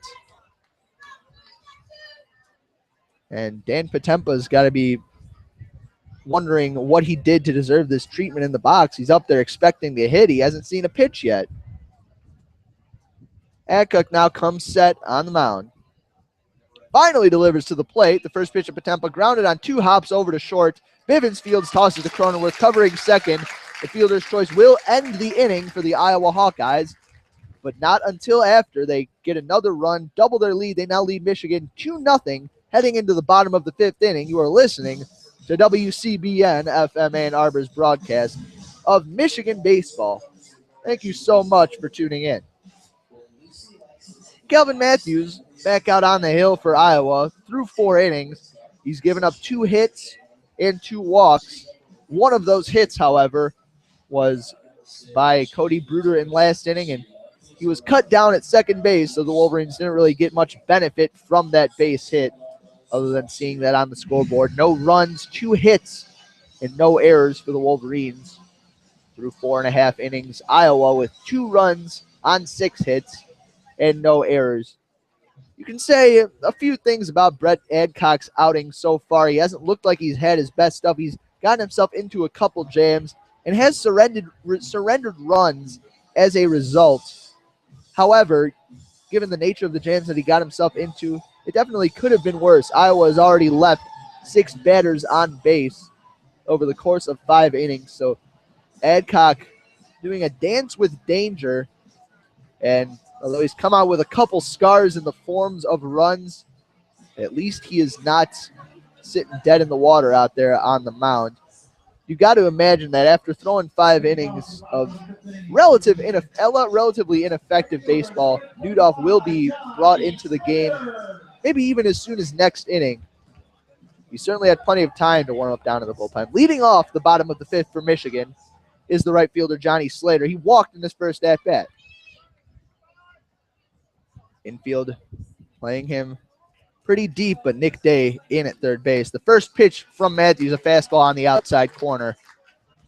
He's been playing with these Michigan hitters all day, toying with them, going back and forth across the zone with a lot of success. The 0-1 pitch to Slater, a breaking ball popped up, foul ground, looks like it's going to find its way into the stands, and it bounces on the roof hanging over these fans on the left side of us. Slater with the pop foul moves to 0-2 in the count. Matthews has thrown 73 pitches through 4 innings, and you got to imagine the Wolverines would love to get him out of this game as soon as possible.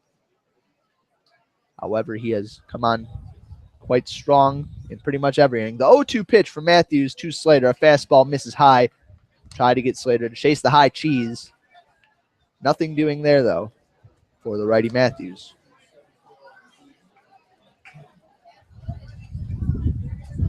Slater hitting .224 on the season. Waits for the 1-2 pitch. Matthews winds and delivers.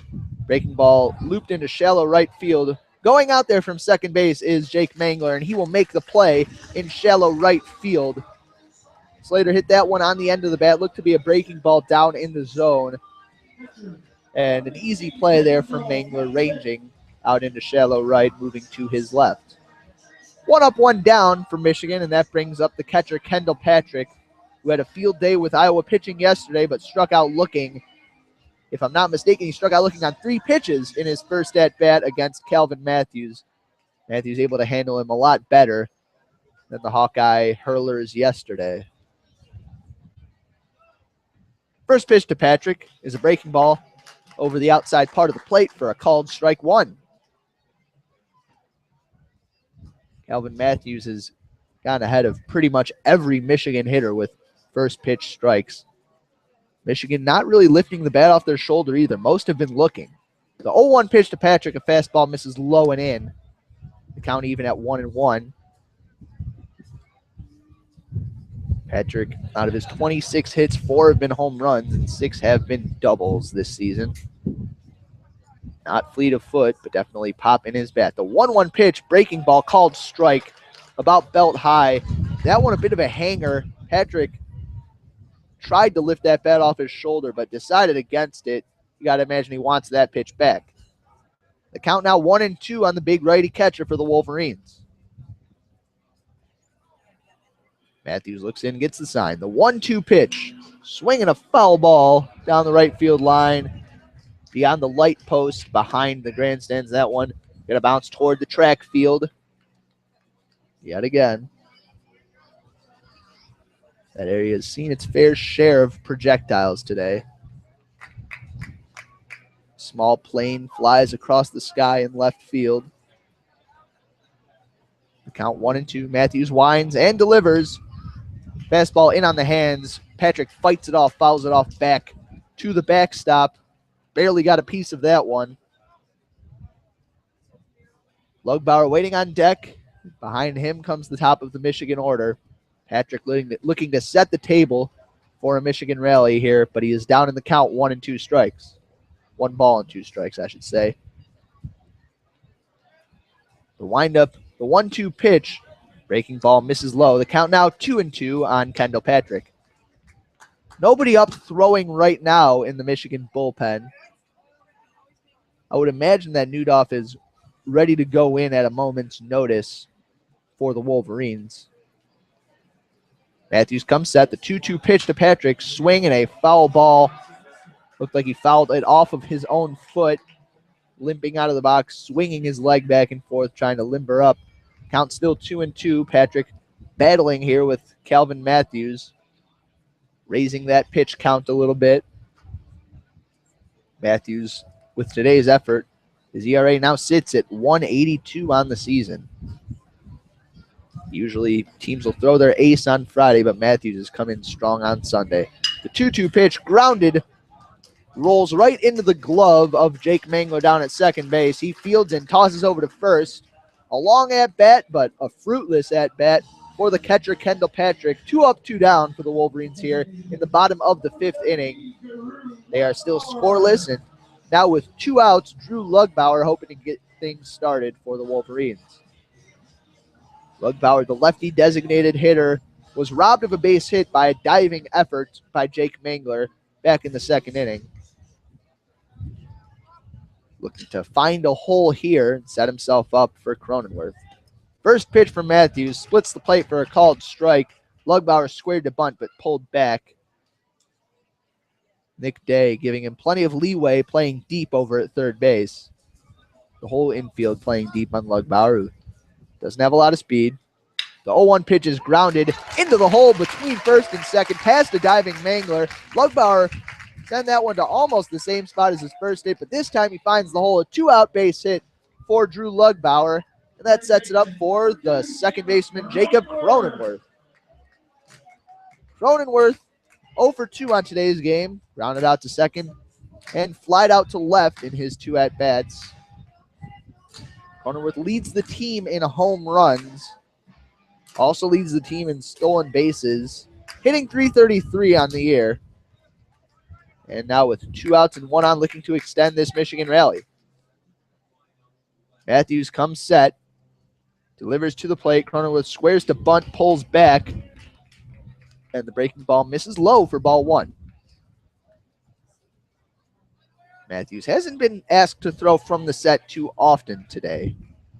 Not a lot of base runners for the Wolverines. Holds it tight to his body at his chest. Now delivers the 1-0 pitch to Cronenworth. Breaking ball called strike on the inside corner. Good command of that one, getting it in on the hands of Jacob Cronenworth, who probably guessed fastball and guessed wrong. Lugbauer a short lead over at first base. Infield shading Cronenworth to pull. Matthews comes set. Kicks and delivers the 1-1 pitch. Another breaking ball, another one that misses low. The count now 2-1 on Jacob Cronenworth.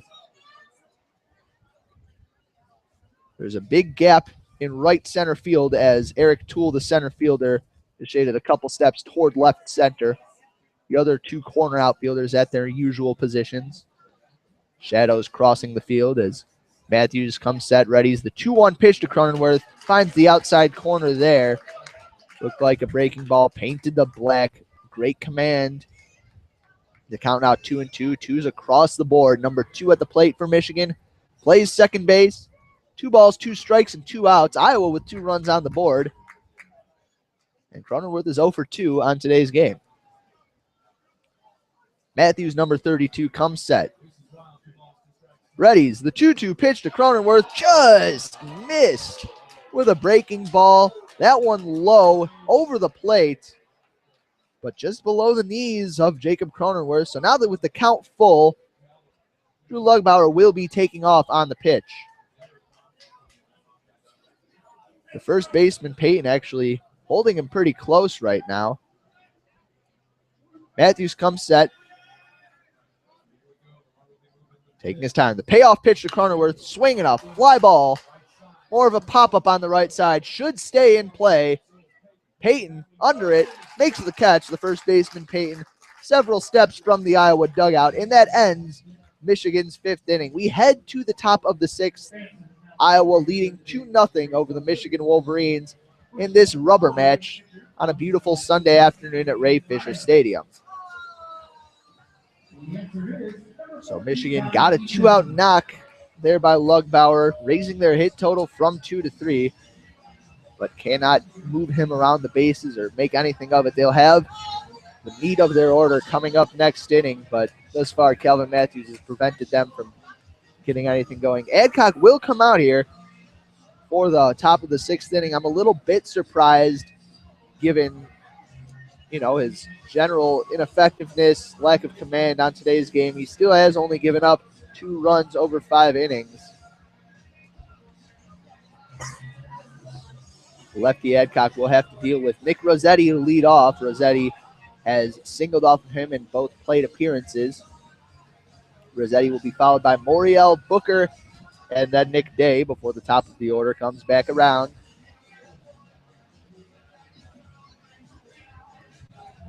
Adcock has thrown a lot of breaking balls on today's game. He's been hit mostly off of fastballs, so maybe that's why he's turning to them, but they've led to mixed results. He has been working from behind in the count time after time. And, that's just generally a sign that you don't have your best stuff going for you. His line through 5 innings has been 6 hits. He's given up 2 runs, both earned, 3 walks to go with 3 strikeouts. No extra base hits off Brett Adcock. It's more been runs by 1,000 pinpricks for the Iowa Hawkeyes. Rossetti in the righty batter's box awaits the first pitch from Adcock. On its way, breaking ball swung on and fouled. Bounces back to the backstop. Adcock got in on the hands of Rossetti with the breaking ball and is ahead in the count 1-0. Mays is even with the bag at third. The rest of the infield at normal depth. Adcock gets the sign, winds and delivers the 0-1 pitch. Rossetti swings and pops it up down the right field line. That one hooking, and it will trail foul, bouncing in the Iowa Hawkeyes bullpen. A long, towering strike 2 leaves Adcock ahead in the count. Looking for his 4th strikeout of the day, but he will welcome an out of any sort. Adcock looks in. Gets the sign, crouches, delivers the 0-2 pitch from Adcock. Breaking ball in the dirt. Rossetti not tempted whatsoever. Lets it go by. The count 1-2 on the shortstop Rossetti, who's raised his average to 310 with his exploits in today's game. Adcock looks in. Holds his glove tucked into his right shoulder. Winds and delivers the 1-2 pitch to Rossetti. Breaking ball again in the dirt. Again, Patrick blocks it. Again, Rossetti lets it go by. This one moved a little bit more toward the inner half, but still a ball. The count even at 2-2 on Nick Rossetti. Adcock winds. The 2-2 pitch to Rossetti. Swing and a miss on a breaking ball low. Rossetti retired for the first time on today's game. Patrick throws the ball down to the first baseman, Benedetti. They throw it around the horn. Adcock's 4th strikeout of the day. And a welcome change. He retires the leadoff hitter, and that will set it up for Daniel Moriel.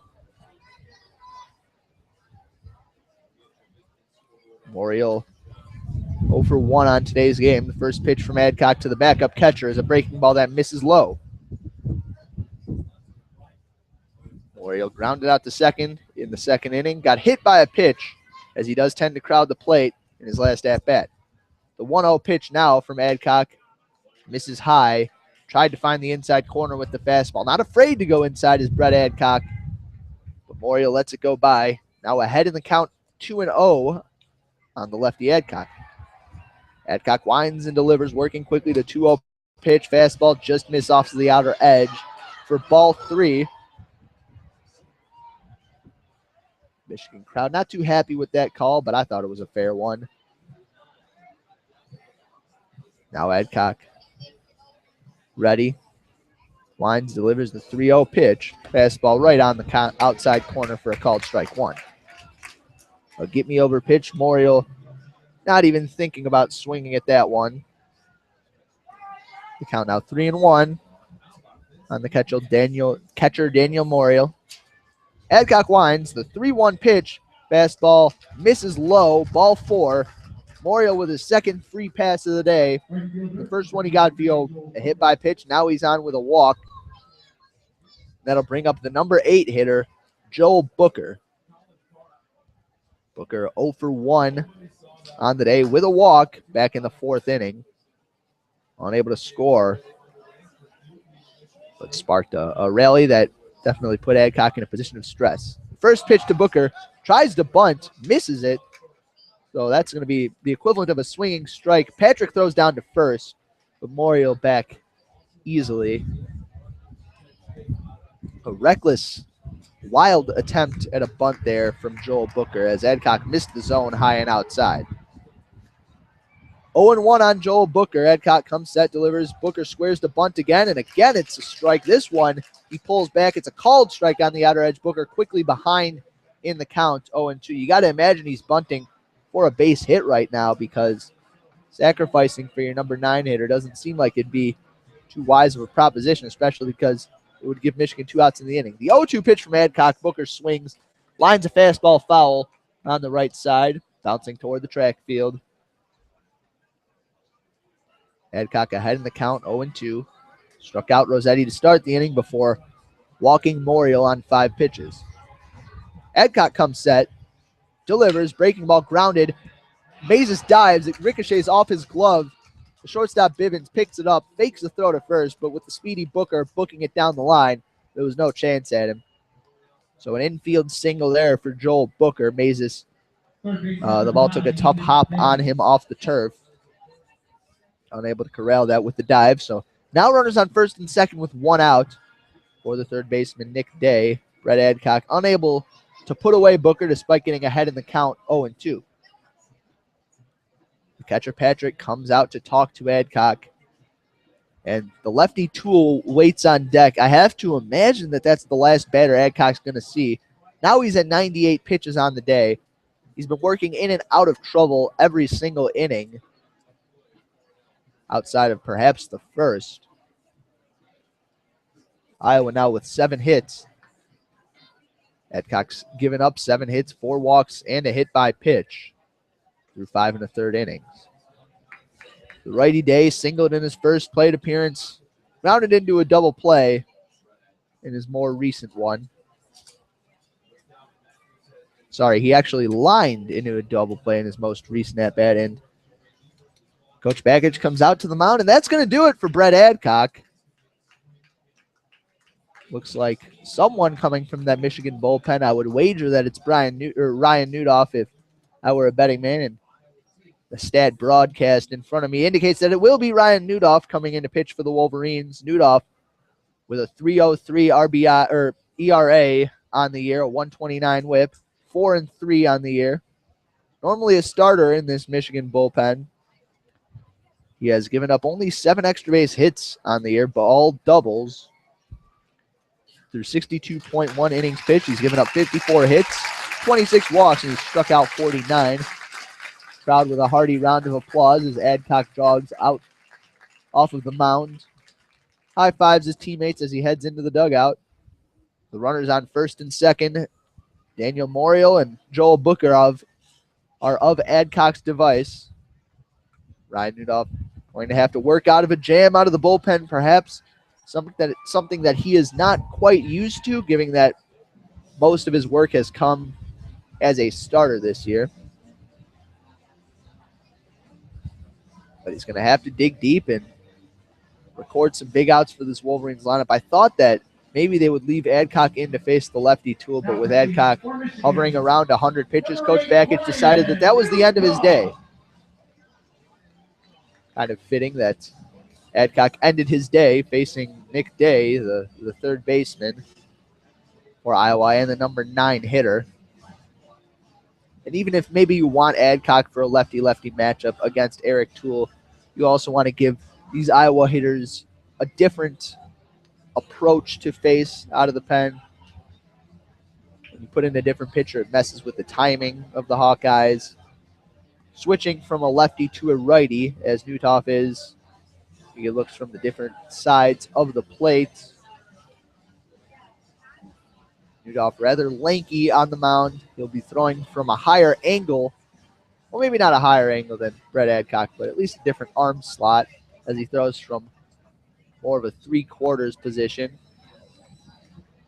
Infielders staying loose, throwing each other ground balls. The Dogs still lying down there in the front row, receiving attention from their owners. It looks as though they've designated the end of the stands down the right field line as the dog gathering area. You know, when you put dogs in a confined space for 3 or 4 hours on a hot day like today, you might expect tempers to flare, but these dogs have been pretty well behaved here at Bark at the Park Day at the Will Pond Athletic Complex. Down at the softball field, there's almost certainly more of that going on. And I've received word that actually down at the softball field, that game is over as Kelly Christner hit a walk-off home run to give Michigan a 10-2 run rule victory, so they have clinched the Big Ten title. Fans still over there at Alumni Field, might be flocking here. Day squares the bunt at the first pitch from Newtoff, pulls back, but the breaking ball is over the outside edge of the plate for a called strike. Newtoff will operate from the stretch with runners on first and second and 1 out. Infield at double play depth. Mays is well back at third base, not playing Day to bunt. The 0-1 pitch, curveball misses high out of the right hand of Newtoff. The count now even at 1-1. Nick Day, with a bit of an odd stance, holds the bat such that it almost is pointing, the end of it is pointing back at the pitcher, Ryan Newtoff. Count 1-1. Newtoff from the stretch delivers. Pitch sails outside. Patrick reaches out and grabs it. The count now 2-1 on the third baseman Day.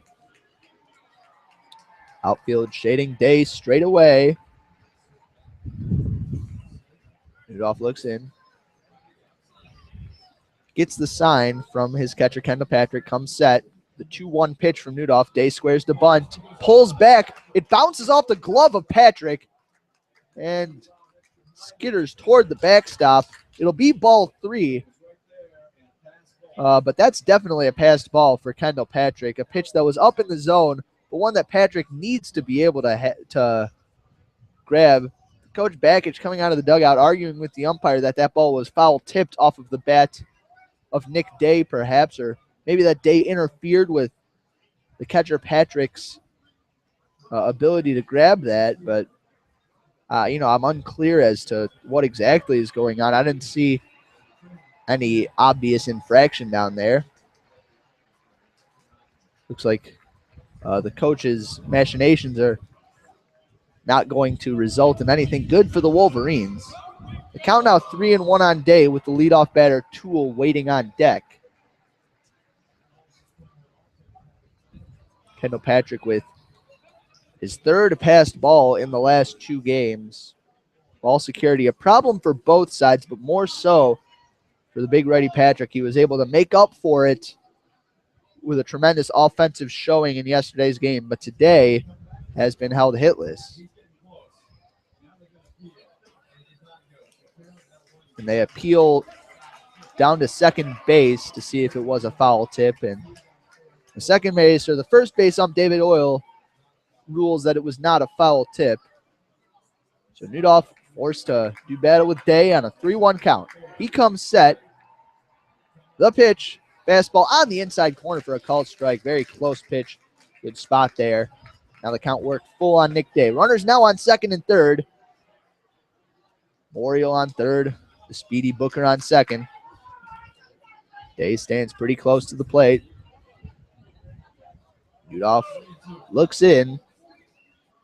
Gets the sign, comes set. Readies for the 3-2 pitch. Kicks and delivers. Breaking ball called strike three. That one right over the plate. 2 outs now with runners on second and third. And I don't know what Nick Day was waiting for right there because that one looked like it caught a lot of the strike zone. Stood there stunned after he was punched out by home plate ump David Condon. Now 2 outs, and up steps Eric Toole. Toole 1 for 3 on today's game. A single back up the middle in his last at-bat. There's a wide hole up the middle. Udoff steps off the rubber. Iowa, all they needed was to make contact there to score some runs, but Udoff able to record a key strikeout. Now an even bigger out with Toole at the plate with 2 outs and 2 on. The first pitch from Udoff, swing and a miss. Had a breaking ball down and in off the plate. That one got in under his hands. Toole chasing that one out of the zone. Is behind in the count, 0-1. Looking a bit uncomfortable on that one after facing 3 at-bats worth of Brett Adcock. Udoff comes set. Ready's the 0-1 pitch. Fastball line down the left field line. That one is hooking, and it will land in the Wolverines' bullpen. Foul ball. Looked like it might be trouble off the bat of Eric Toole. Both base runners taking off as soon as he made contact. But fortunately, with that spin off a lefty batter's bat, it was able to carry just out of play. And it's nothing more than a long strike 2. The count 0-2 on Toole. Udoff has pitches to waste, but a wild pitch would score a run. He comes set. The 0-2 pitch to Toole. Swing and a miss and a fastball up in the zone. Ryan Udoff does his job out of the bullpen, holding this Iowa Hawkeyes team scoreless in the 6th. We will head to the bottom half of the inning. Still a 2-0 Iowa lead, but Udoff trying to provide the Wolverines with a spark out of the bullpen. It's very similar to what happened yesterday when Mac Lozier was brought out of the bullpen to replace the starter Evan Hill. In the 4th inning, he came in with the bases loaded in 1 out. Lozier recorded 2 strikeouts. The Wolverines were able to hold the Hawkeyes scoreless from that point on in the baseball game. Their offense took off in the 6th and 7th innings, and the team never looked back. The question is, can they do that same thing on offense today against a guy in Calvin Matthews who appears to be locked in on the hill? Matthews, through 5 innings, has given up 3 hits, 2 walks, struck out 2, no earned runs. The final line for Brett Adcock, the starting pitcher on the day for the Wolverines: 5.1 innings pitched, 7 hits given up, 2 earned runs, 4 walks, 4 strikeouts, a wild pitch, a hit by pitch, didn't give up any extra base hits, and did just enough to keep the Wolverines in the game with a little help from his friend out of the pen, Ryan Udoff.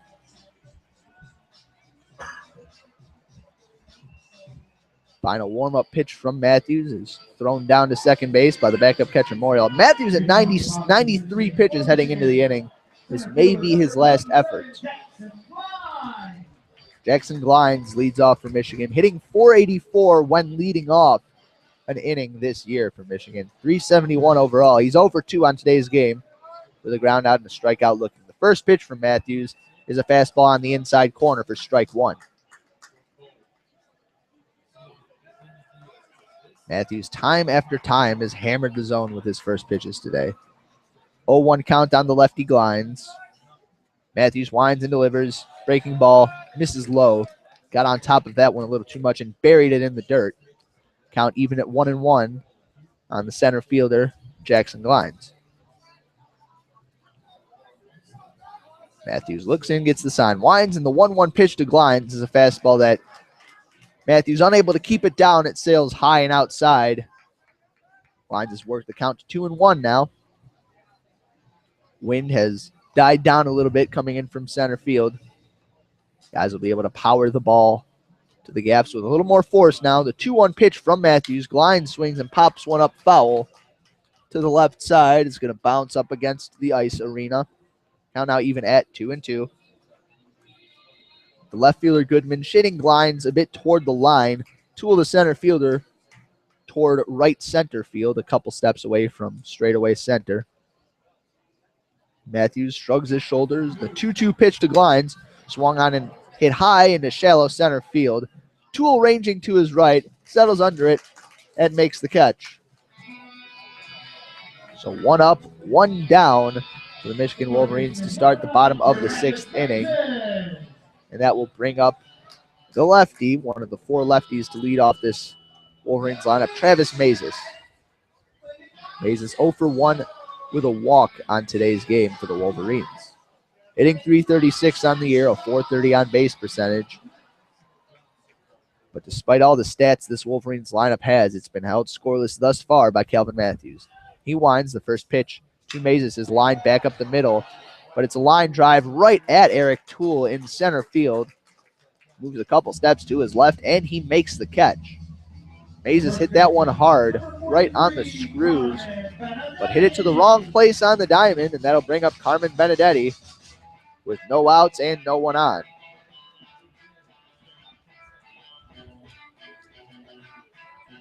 Benedetti 1 for 2 on today's game.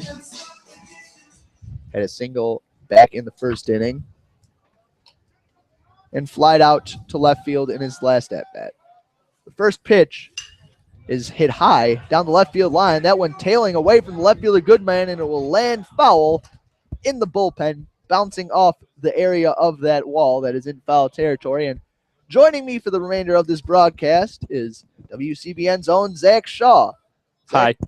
Tell us a little bit about why you were late for today's game. Well, a lot of it just comes down to it was my first night of summer. So I guess I went to bed relaxed, and then I slept for a long time, like a princess's slumber. And then once I woke up, I realized that I am, in fact, moving out today. So I had to pack just a little bit. And then I realized I did not have my bike. The 0-1 pitch to Benedetti is lined foul out of play off of the window at Yost Ice Arena. So the triple decker, as you say. Yeah, triple decker of excuses out of the color man, Zach Shaw, who will remain in color as punishment for the rest of this game. 0-2 count on Benedetti. Matthews winds. Misses way outside with a fastball. The count now 1-2 on Carmen Benedetti. Calvin Matthews, a big reason why Iowa is in such high standing in the Big Ten. Having 3 guys who can really go to town on the mound is huge. The 1-2 pitch to Benedetti, grounded back up the middle. The shortstop Rossetti takes a step to his left field, throws across the diamond, and gets Benedetti by a step. So through 6 innings, the Wolverines have been shut out by the Hawkeyes. We head to the top of the 7th, with Michigan trailing the Hawkeyes 2-0 here at Ray Fisher Stadium. Reminding you, you are listening to WCBN FM Ann Arbor's coverage of Michigan baseball, and Zach's going to update you with some Big Ten scores that he looked up on the way. Yep. Well, obviously, we read the scores yesterday, but Michigan State is losing to Purdue 5-4 in the bottom of the 6th. They're trying to sweep the Boilermakers, but currently will have to score at least 2 runs to do so. Nebraska on top of Northwestern 2-0 after falling 5-0 yesterday in very surprising fashion, as Northwestern is currently 9th in the Big Ten. Indiana swept Maryland. They were able to take down the Terrapins, and that's a real conference shaker, if you will. Maryland near the top of the Big Ten, Indiana in the bottom half. They were able to get the sweep, though, and really pave the way for Michigan if they can get a win here to ascend in the Big Ten standings. Illinois swept Ohio State. They've pretty much wrapped up the Big Ten regular season title. They do have another weekend to go, but by sweeping Ohio State, who was 3rd in the Big Ten, they've really made it them and Iowa as a 2-team race, and they've already got a 2-game advantage over Iowa. And then UC Irvine and Minnesota, UC Irvine taking all 3 of those, 3-2, 3-2 in 12 innings, and they're up 6-2 here in today's game. And then Penn State took 2 from Rutgers. It's currently tied 2-2 in the bottom of the 6th. They're trying to get a sweep. And obviously here in Ann Arbor, Michigan trying to win its 6th consecutive Big Ten series. Thank you for that, Zach. Starting the top of the seventh, Newdoff will face Jake Mangler, the second baseman. Misses outside and low with a breaking ball on the first pitch. Mangler 1 for 1 on today's game with a couple walks. He has not scored despite getting on base. Newdoff's working quickly. The 1-0 pitch is a fastball that misses high for ball 2. Newdoff came up big with a couple of strikeouts out of the bullpen for Michigan in that last inning. The 2-0 pitch from Newdoff, fastball on the outside corner for a called strike 1. The count now 2-1 on the second baseman, Mangler. Fans filing out of Alumni Field now after Michigan won its outright Big Ten title for the 8th consecutive year. Newdoff misses high and outside with a fastball. The count now 3-1 on the second baseman, Jake Mangler. Newdoff working very quickly, winds and delivers. The 3-1 pitch is lined into right field, but right at Johnny Slater. He takes a step back and makes the backhanded catch. 1 up, 1 down for Iowa. Good swing there by Jake Mangler, but he is not rewarded for hitting the ball hard, and that will bring up the first baseman, Tyler Payton. Payton with one of the 2 Iowa RBI in today's game. A long at-bat against Brett Adcock ended with an RBI single up the middle. The first pitch from Newdoff to the righty. Payton is grounded back up the middle, bounces off of the leg of Newdoff, and it settles in the grass in front of Travis Mazes. No play possible for the Wolverines. A rocket of a comebacker off the bat of Tyler Payton. You got to hope Newdoff's okay after that. Yeah, and Backich is going to go out to talk to him. I found out yesterday that Ryan Newtoff, his ankle was hurting to the point where they weren't sure if he was going to be able to start the game. They weren't even sure if he was going to be able to play today, but he was able to make it out there. But depending on where that hit him in the ankle, that one could sting a little bit more than usual. And Backich is going to make sure that he's going to take all the necessary time to give Newtoff to recover. Obviously, Michigan does have some action going in the bullpen, but you have to hope that he's going to be able to bounce back and continue pitching. And Newdoff has looked pretty solid on the mound so far. Been hit hard in this inning, however. Coming out of the bullpen, which, yesterday we were talking about, we anticipated that he might do just that after he was pulled from his starting duties by Evan Hill. And did the job last inning, recording 2 strikeouts with 2 on and 1 out, in case you missed it. But this inning, a couple of hard hits. And he's going to take a couple warm-up pitches to make sure that leg of his is going all right now. Yeah, it looked like it was pretty good there. So Goodman's going to step in. Chris Goodman steps up to the plate now. He's flashed the leather out in left field. RBI fielder's choice back in the 5th inning. He is 0 for 3 on today's game with an RBI. Payton a short leadoff first. Newdoff from the stretch delivers. Goodman squared to bunt. Lets it go by, and it's over the plate for a called strike 1. Yeah, they love the sacrifice bunt, unlike some members of this broadcast. And thus far, it hasn't really yielded results. Newdoff from the stretch. The 0-1 pitch to Goodman. Misses low in the dirt. Looked like a fastball there out of his hand that did not find the knees of Chris Goodman. The count now even at 1-1. Payton, not a base-stealing threat over at first base. Newdoff looks over at him, now comes set. Ready to throw home from the stretch. Curveball almost hits Goodman. Hooks almost over the inside part of the plate, but stays inside for ball 2. And the Iowa hitters not in fear in the batter's box. They're always standing pretty close to the plate, ready to swing in pretty much any count as well. Adcock already had 1 hit by pitch in his outing. Newdoff from the stretch delivers a line drive base hit into left field. Gruder fields on 1 hop, tosses it in to the shortstop, Bivens. I apologize. And now 2 on with 1 out for the Iowa Hawkeyes, and that brings up the DH, Dan Potempa.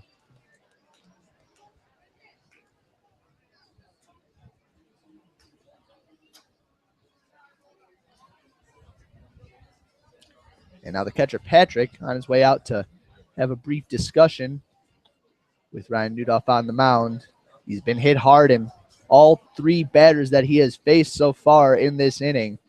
Yeah, I wouldn't be surprised if this is in part to stall and allow the bullpen pitcher or the next bullpen pitcher to to get loose, and the umpire is going to go out there and try to speed things up. But I'm guessing that unless he's able to really get some outs here quickly, Potempa might be his last batter. Home plate ump David Kahn breaks up the powwow. And Nudoff ready to face Dan Potempa, also 0 for 3 on today's game.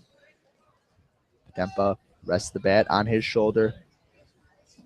Nudoff comes set. The first pitch to Potempa, swung on a line on one hop to second base. Cronenworth fields, flips to short for one. The relay to first is in time. A picture-perfect tailor-made double play to get out of the inning for Ryan Nudoff, and we'll head to the bottom of the 7th with the Wolverines still trailing 2-0 to the Iowa Hawkeyes. Yeah, I said he needed outs quickly, and then he did it 2 pitches later, and the inning's over.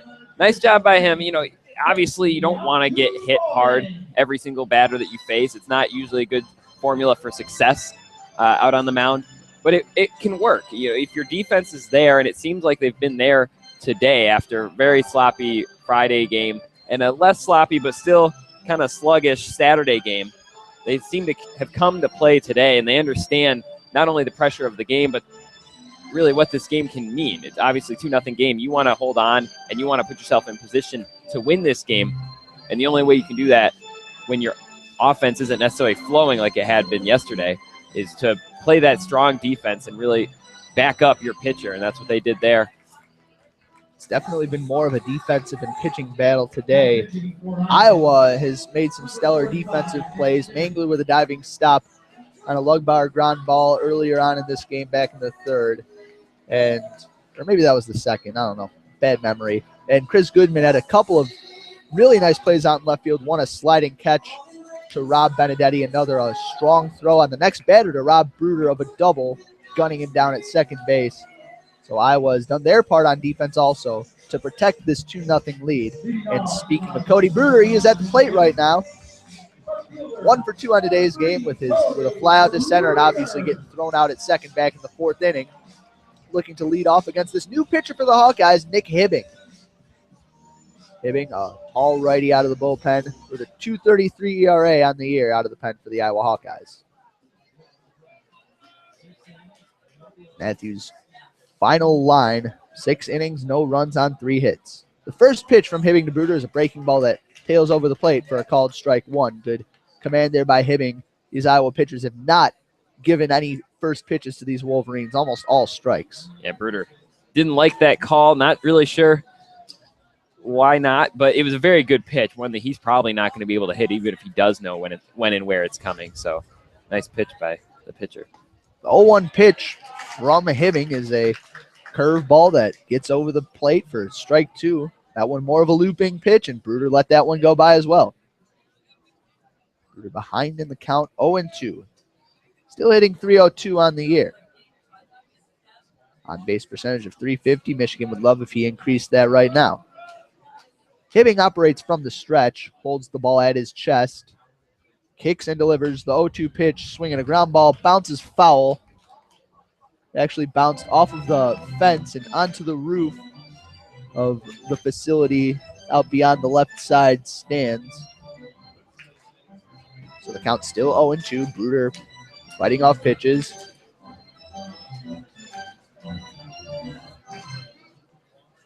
Bruder settles back into that righty's batter's box. He stands pretty close to the plate. Hibbing comes set. The 0-2 pitch to Bruder. Swinging a fly ball to the right side. Booker takes a couple steps in, settles under it, and makes the easy catch. 1 up, 1 down for the Wolverines in the 7th inning. Seems like a while since they've been able to string together any hits. Seems like, well, to be honest, close to 24 hours since they've been able to get any offense going. Yeah, this game moving quicker as well. But Michigan, part of their problem is they're just falling behind in the count. You know, if someone's going to be able to throw a lot of first pitch strikes, second pitch strikes, it's important to start swinging early on in the count to make sure you can be aggressive before your back's against the wall.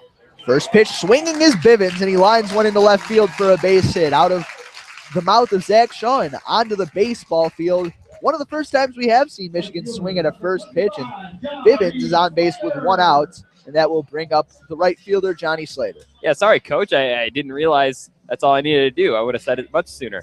You should give him the home run sign right here, Zach. Zach just gave Johnny Slater the home run sign. Slater with 2 home runs on the year. Not much of a power hitter. He is 0 for 1 on today's game. Walked back in the second, popped out to second in his last at-bat back in the 5th inning. Now, with a runner on base, looking to add to this Wolverines rally here in the bottom of the 7th. The Wolverines still scoreless. Bivens on first base. Hibbing comes set. Wind rippling his jersey on the mound. Kicks and delivers. The first pitch to Slater is a breaking ball on the outside corner, backdoored Slater for a called strike.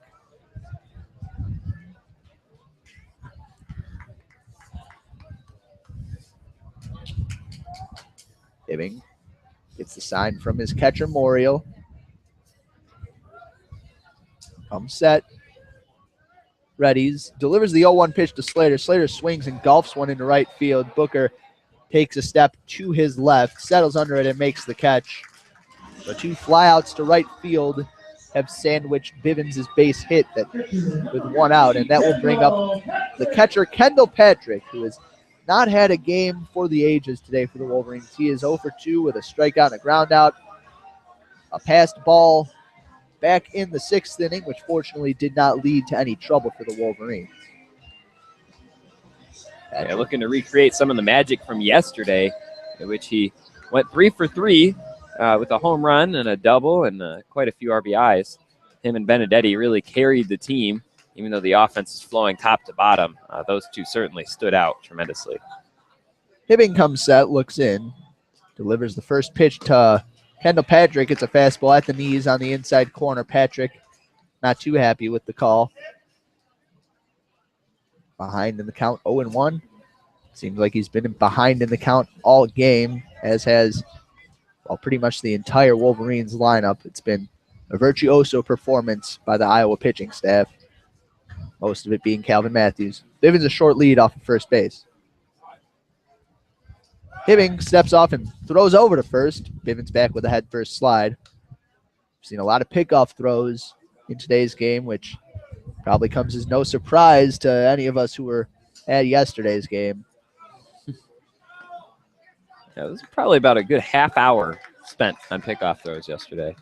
A half hour of what seemed like about 4. This game moving far quicker. Hibbing comes set, looks in. The 0-1 pitch to Patrick is swung on and fouled out on the right side, over the right side of the press box, and back out of play. Patrick, one of just 2 right-handers in the entire Michigan batting order, looking to get something done against the right-handed pitcher, who it doesn't even seem to matter which side of the plate you're hitting from. Matthews has been on top of things, both from a control and movement perspective. And now Hibbing looking to carry that over. The count 0-2 on Kendall Patrick. Hibbing comes set. Looks in, delivers. The 0-2 pitch high and outside. Tried to get Patrick to move out of the zone after that one. Patrick able to keep the bat on his shoulder. The count now 1-2 on Kendall Patrick. Michigan hitting 1 for 6 on the day with runners on base. That being Benedetti's single all the way back in the 1st inning.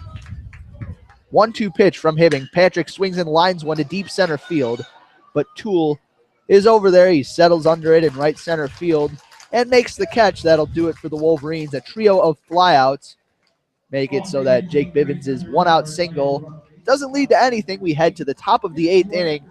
Iowa still winning 2-0 over the Wolverines here at Ray Fisher Stadium. You are listening to WCBN FM Ann Arbor's broadcast of Michigan baseball. So Newdorf looks like he will be back on the bump for the Wolverines. Thus far, he's thrown an inning and 2/3, given up 2 hits, struck out a couple guys. And I think this is the big difference between this year's team and last year's team. You know, Adcock certainly was okay, but the offense just wasn't there. Then Newtoff comes in. He's able to step in. The fact that Bakich has that depth is a tremendous help for the Wolverines and keeps them in games that in the past years they wouldn't have been able to stay in during the game. And I think it also speaks a little bit. You don't see it today, but you can see it in other games with their batting order. If for any reason Cronenworth, Glines, Mazes aren't having a good day, you have guys later on in the lineup, Bivens, Bruder, as we saw Patrick yesterday, who are able to step up and make things happen later on in the order. And I think that's going to really help Michigan if they can get some good fortune and play some of their best baseball coming up. They will be able to contend with just about any team that they're going to face. And that includes number 12, Oklahoma State. That includes the teams in the Big Ten tournament. And they're a very, very dangerous team, even if they aren't going to necessarily come in as the 1, 2, or 3 seed. And looking to carry over the torch for this Michigan bullpen now is Brian Paul, the righty on the mound. Has a little bit of an odd way from throwing from the stretch. He really hunches his back over before coming to the plate. We will give you his stats as soon as we receive them. He is 1-0 on the season with a 2.28 ERA out of the pen. 24 strikeouts over 23 2/3 innings to go with 6 walks and 19 hits surrendered. Yeah, and he's been pretty strong as a closer. When they moved Cronenworth to the starting rotation, it was kind of a bold move by Bakich because you just don't know what that bullpen's going to bring because you take away your really the one consistent piece, put them in the starting rotation, and suddenly Brian Paul comes in, obviously his first year as a Wolverine, able to shut things down. He brings a little bit of a closer's perspective. He has kind of a couple interesting pitches that move differently than what the traditional starting pitchers do. He has an oddly timed motion that can get inside hitters' heads. So over the course of a few innings, it's hard to tell if he would still be as effective, but he's certainly a good threat in the 8th and 9th inning to come in and shut things down and get a save. And he will face, leading off, Nick Rossetti, the shortstop. Rossetti 2 for 3 on today's game. Paul comes set. Winds and delivers. The first pitch just misses low to Rossetti. Rossetti with singles in the 2nd and 4th inning. Struck out in his last at-bat in the 6th. Paul looks uncomfortable, steps off the mound, licks his fingers. Now steps back on the rubber, looks in to get the sign from his catcher, Kendall Patrick. Comes set. Paul with the 1-0. Breaking ball for a called strike on Rossetti. That one curves over the inside part of the plate. Infield shading Rossetti at normal depth. The third baseman Mazes even with the bag at third, several steps off the line. Paul ready, the 1-1 pitch. Fastball lined for a base hit into left field. Bruder fields in on a couple of hops, tosses it into the shortstop Bivens, and Rossetti leads off with his 3rd hit of the game. Rossetti has been setting the table for Iowa all series long. Rossetti with 3 hits in the opening game, 1 for 4 with a run scored in yesterday's game, now 3 for 4 again today. That will bring up Daniel Morial, 0 for 1. He's been hit by a pitch and has walked. Stands very close to the plate on the right-hand side. He squares the bunt instantly. Paul comes set, delivers. He lays it down the first base line. Paul fields his position, tosses over to first for the out. Tosses to Benedetti, who was covering. A well-executed sacrifice bunt moves Rossetti down to second base. And that will bring up the right fielder, Joel Booker.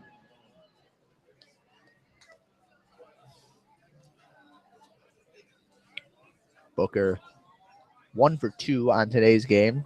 Lined a single in his last plate appearance. Also with a strikeout and a walk. Rossetti a short lead off the second base. Nobody holding him close. Infield and outfield at about normal depth. Paul comes set, delivers. The first pitch is lined for a base hit into left field. Bruder over to field. It comes up throwing. An absolute strike to the plate. It's caught by Patrick. He applies the tag. And Rossetti is tagged out. What a rocket arm from Cody Bruder. He was ranging over to his right, did not have his momentum coming toward home plate, but he just uncorked a laser from left field, and it didn't even touch the ground before settling in the glove of Kendall Patrick. A huge defensive play by Cody Bruder. Yeah, phenomenal play. And you mentioned he didn't seem to have his momentum, but it's really just a matter of a couple steps, and they try to preach these fundamentals really from early on in the game. And it's just a couple. He took one step back, and then he started to hook in toward home plate. Nice job by him making sure that he got around it, but got around it in an effective way in which the throw is going to come through. And obviously, he's in that lineup. He's in that left field spot for a reason. He's got to be able to gun the guy out at home if the hit comes. And he did just that, and that's tremendous play that very well could be a game-saving play for the Wolverines. Wolverines will need some runs, and they'll need to get out of this inning for that to be the case. And up at the plate, now with 2 outs and a runner on second, as Booker went to second on the throw home, is the third baseman, Nick Day. Day 1 for 3 on the day. Slightly open stance in that righty batter's box. Paul comes set. Wines delivers. Swinging a line drive loft into left center field.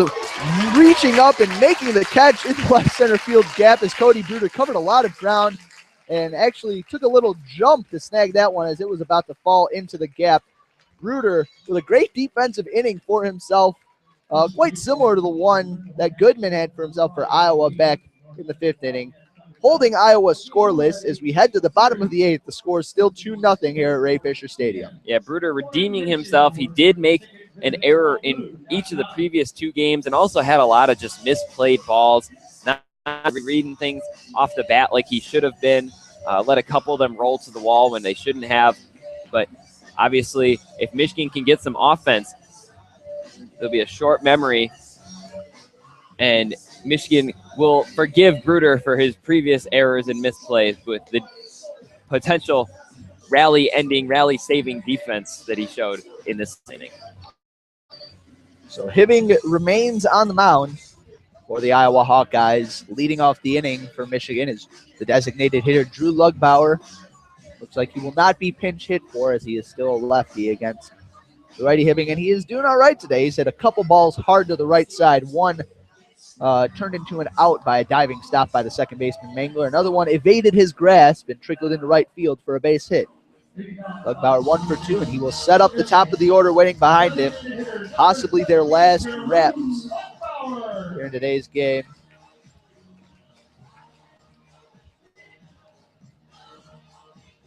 Lugbauer taking his practice swings, ready to settle in. Mangler has shaded him consistently on the grass in right field. The infield not exactly shading him to pull. The outfield playing him straight away. Even with the bag at third is the third baseman, Nick Day. Hibbing from the stretch. The first pitch is a breaking ball that didn't break much, stayed high and outside for ball 1. Looked like more of a ball that was spinning rather than curving out of the right hand of Nick Hibbing. Hibbing looks in, gets the sign. The 1-0 pitch to Lugbauer. Fastball low for ball 2. Lugbauer ahead in the count, 2-0. And I got to say, Zach, the worst thing about you missing the game is that you missed the pregame show with dogs catching Frisbees out of the air. It is Bark at the Park Day here at Ray Fisher Stadium. And that was, I guess, the highlight of the day, really. The Wolverines haven't had much going for them other than that Bruder throw. My dog was not able to be registered in time, so he will not be making an appearance, but maybe I'll play with him at the park later. We'll have our own Bark in the park. Got to make up for it. Called strike. Fastball on the inside corner from Hibbing makes the count 2-1 now on the designated hitter, Lugbauer. Still got a few dogs here, finding the shade where they can. A couple of Goldens down by the Iowa dugout, leaned up against the wall.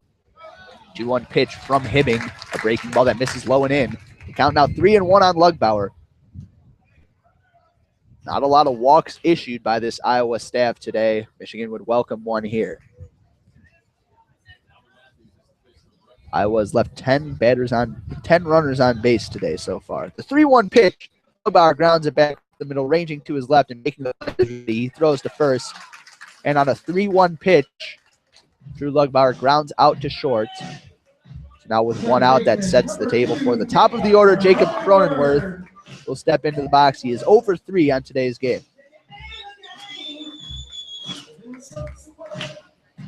Cronenworth grounded out to second in his first plate appearance and has hit a couple pop-outs since then. Infield shades him to pull, outfield at about standard depth. Hibbing has been solid in relief for the Hawkeyes. He comes set. First pitch to Cronenworth, swinging a foul back to the screen. Fastball in on the hands of Cronenworth.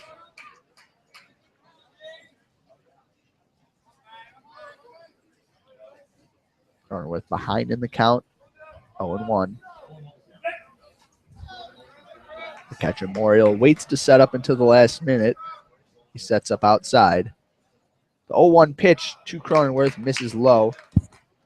The count even at 1-1. Cronenworth with a .411 on base percentage, so according to the gambler's fallacy, he is due to get on base right now. Hibbing comes set. The 1-1 pitch, breaking ball caught the outer edge for a called strike. Good use of the backdoor breaking ball there. That one stayed down at the knees of Jacob Cronenworth.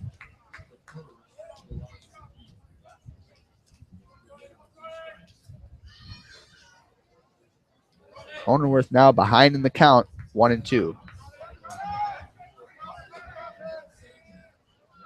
Hibbing from the stretch delivers. Cronenworth swings and fouls one. That one hits the brick wall at Yost Ice Arena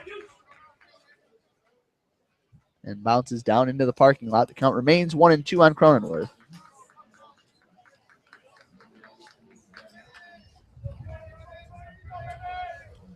Cronenworth taking some time out of the batter's box. Now steps back in. Second baseman Mangler shading him toward the hole. The 1-2 pitch from Hibbing. Cronenworth swings and lines one right to Jake Mangler at second base. He fields it on one hop, throws over to first, and Cronenworth is retired. He's now 0 for 4 on the day, and with 2 outs, that brings up the center fielder, Jackson Glines. Glines also 0 for 3 on today's game. Yeah, pretty startling to see the meat, or I guess it is the top, but the high point of Michigan's batting order really largely shut down today.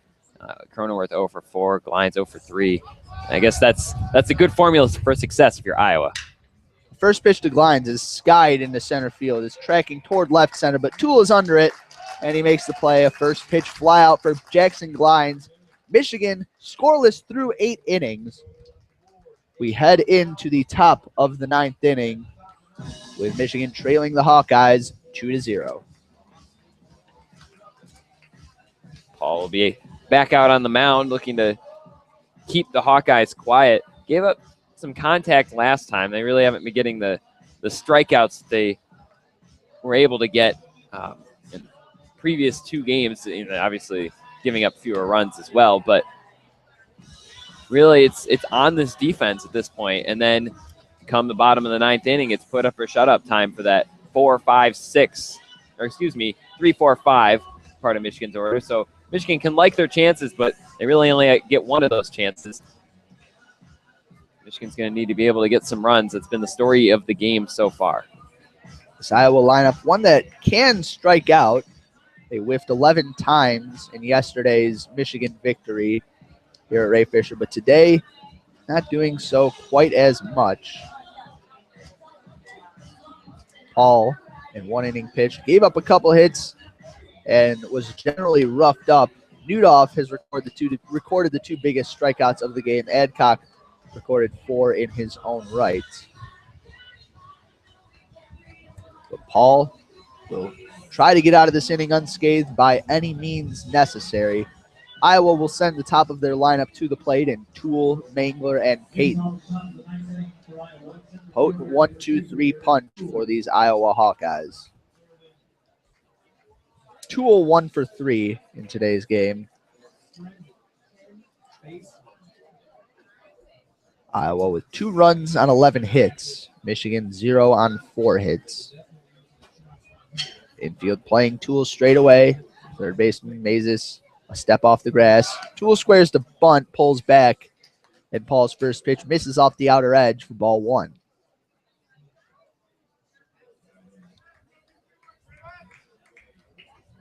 The lefty Toole waits in the batter's box. Paul comes set, readies. A 1-0 pitch, curveball called strike, right over the heart of the plate. Real nice pitch. Toole even seemed to have it well timed, but he still just couldn't get the bat around on it. The 1-1 pitch, Toole reaches on it, grounds it softly towards second. Cronenworth fields, flips with the glove to first. Benedetti stretches and catches it, and they got Toole by a half step. What a play there by Jacob Cronenworth, charging the soft ground ball and getting the speedy Toole by a fraction of a second. Yeah, that's the kind of ground ball that turns into a base hit, that turns into something more. It just was going slow. It got just past Paul. Cronenworth wasn't necessarily planning on making that play, but he comes in, realizes he doesn't have time. His tool is one of the fastest players in the Big Ten, already has 23 stolen bases, does lead the conference in stolen bags, but using a little improvisation to use the glove flip to get Tool by half a step. First pitch from Paul to Mangler is a breaking ball on the outer edge for a called strike one. Mangler 1 for 2 on today's game with a single in the first and a couple walks. The 0-1 pitch, breaking ball, check swing grounder over to Benedetti at first. He fields and will take it to the first base bag himself. So 2 up, 2 down for Brian Paul. A couple of soft hit grounders to the right side, and that'll bring up Tyler Payton.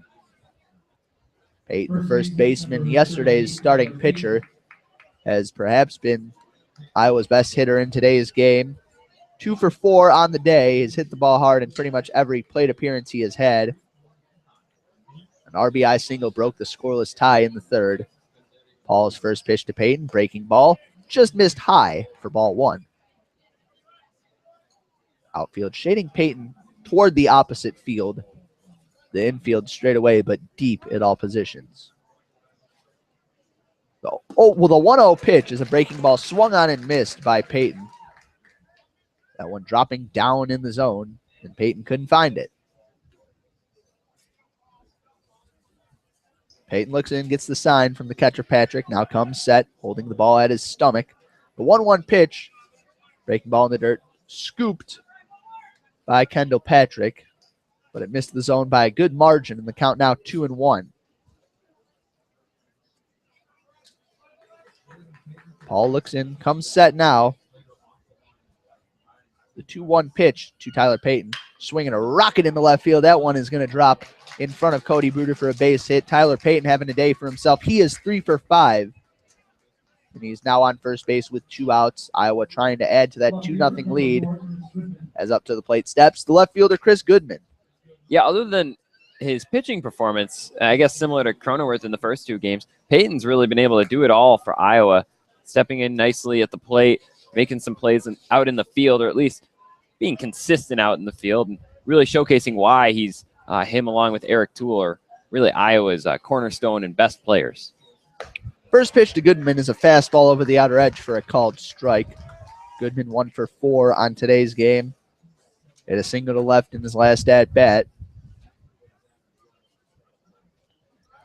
Crouches in that righty batter's box, slightly open stance.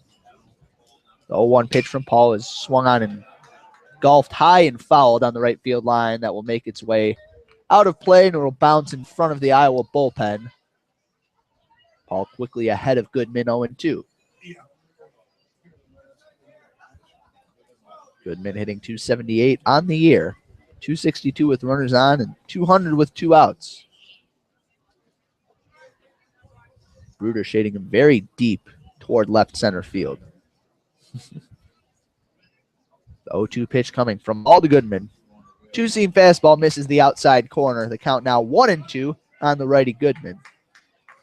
Yeah, I don't know if I've seen Bruder play in that area before. Obviously, third game of the series, kind of get a sense for where Goodman's going to hit it, but man, that is quite deep and quite toward left center field. Paul comes set, now picks off to first base. Payton back with a head first slide. Nothing really threatening down there. And if I'm Goodman and I'm able to react, I guess I'm just trying to slap something in the general vicinity of left field, because you could probably turn a routine single into a double based on where Bruder is playing. Count 1-2. Paul comes set. The 1-2 pitch in the dirt gets by Patrick through his legs back to the backstop, and Payton trots down to second base. Score that a wild pitch or a fastball, the result is the same. Payton now in scoring position, and the count 2-2 on Chris Goodman. Patrick, not the greatest defensive catcher on this Wolverines team, but yesterday he was able to make up for it with his bat, more than make up for it. Paul takes a long look in, now comes set on the mound. from the stretch. The 2-2 pitch to Goodman. Check swing, and he went around. Strike 3. Home plate ump David Condon held him to it. Patrick makes the block well, makes the tag, and that'll do it for the Hawkeyes in the top of the 9th. We head to the bottom of the 9th for all the marbles. Well, at least all the marbles in this regular season series. The Wolverines trailing Iowa 2-0. And Michigan looking to avoid being shut out for the second time this season. The first came March 8th when they still were playing all their games on the road in the South. Right before they got shut out by Akron, of all teams, not a real strong opponent to get shut out to, but they had scored 37 runs in their previous 3 games in that weekend series. So they looked about as good as you could get offensively, and then it just all went quiet on the Sunday game. Similar to what's going on now, Michigan really was able to pour on the offense against a very, very tightly sealed defense and pitching staff that Iowa has. They were able to pour on the runs. Even on Friday when they lost, they were able to get 7 runs, and then obviously yesterday really, really poured it on. And then suddenly they just went quiet today. Obviously, if a team knew how to avoid getting shut out, they would probably do it all the time. But Michigan still looking for something to happen, and they're putting themselves in pretty good position now with their 3, 4, 5 hitters coming up. It'll be Mazes, followed by Benedetti, followed by Cody Bruder. Benedetti and Bruder both with hits on today's game. Mazes 0 for 2 with a walk. Nick Hibbing still on the hill for the Iowa Hawkeyes, looking for a 9-out save. He's thus far thrown 2 scoreless innings, given up 1 hit, no strikeouts. Infield shading Mazes to pull. The third baseman Day close to the grass, preventing against the bunt. Hibbing with the first pitch to Mazes, right over the heart of the plate for a called strike. Michigan perhaps taking until they get a strike to try to work the count and get on base. But that is not the ideal approach for how Iowa has been pitching today. Hibbing comes set, delivers the 0-1 pitch, and Mazes lets it go by. It's a called strike on the outside corner. Great location with the fastball there. Yeah, Mazes taking his time, trying to reset himself mentally, already falling behind 0-2 on 2 pitches that were really pretty good pitches by all accounts, both from the movement that they brought and the location. Just tough pitches to hit, so Mazes needs to be ready to fight things off here. The 0-2 pitch from Hibbing misses inside with a breaking ball. Hibbing in command of this at-bat right now, and his command has been very good so far. Mazes behind in the count 1-2, needs to get on base to start this Wolverines rally. Hibbing comes set. The 1-2 pitch. Changeup misses low and away. Count now even at 2-2 on Travis Mazes. Crowd relatively quiet and eager anticipation. 2-2 count. Hibbing delivers. Mazes swings and skies one to center field. It'll be a routine fly out into the glove of Eric Toole. 1 up and 1 down for the Wolverines, who just have not been able to get anything going in this baseball game against the Hawkeyes. That'll bring up Carmen Benedetti. He singled up the middle in his first at-bat and has been held quiet since then. 1 for 3 on the day, hitting .377 on the year. 1 out, nobody on for Michigan. They trail by 2 in the bottom of the 9th. Hibbing comes set. First pitch to Benedetti is a fastball on the outside corner for a called strike. Looks to be the same place that he got Mazes on 0-1. The command, I'm repeating myself a bit, but it's been pinpoint for Nick Hibbing, just as it was for Calvin Matthews. Hibbing comes set. Ready, the 0-1 pitch is skied toward left field. Goodman tracking it down the line, and he will make the catch along the left field line, right in front of that left field foul wall.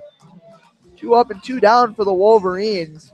I know he gave that one a bit of a ride, but Chris Goodman is not the man you want to hit the ball to the way he has been playing today for the Hawkeyes. Yeah, exceptional range, and you never quite know how fielders are going to react to being so close to that wall out in left field. There really isn't a lot of space between the left field line and the wall.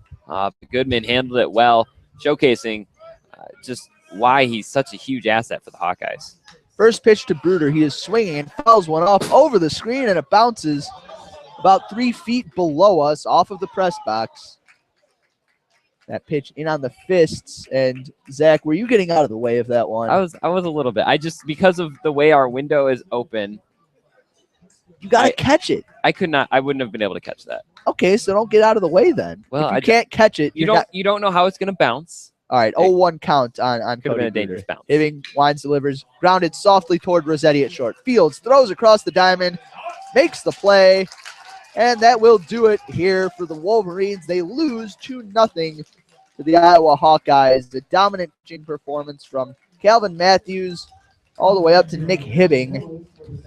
And the Wolverines could never get anything going. Your final score from Alumni Field, 2-0. Iowa wins. Any thoughts, Zach?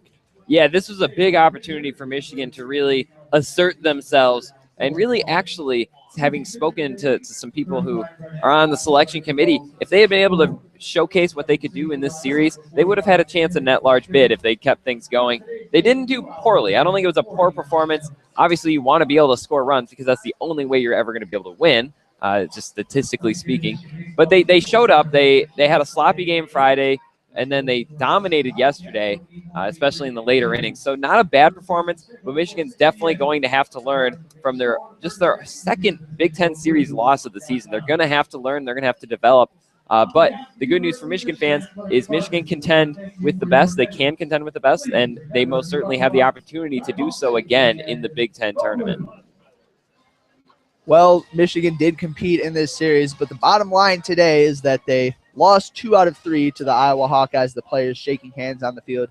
Iowa has to be content with taking 2 out of 3 against an opponent who has fought as hard as the Michigan Wolverines have here at Ray Fisher Stadium. But that's all we have for you for our broadcast. For Zach Shaw, I'm Morris Fabry, wishing you a good afternoon, good evening, good night, and go Truman. Blue.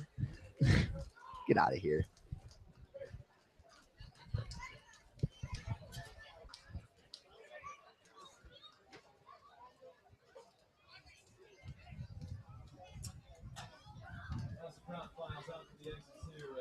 You might record it all, but play it back. First 2 games, virtually no rhythm, no pace. They say it starts on the mound, and the absolute antithesis of that here this afternoon. The game took 2 hours and 50 minutes, but had much more tempo to it. Final line, Iowa 2 runs.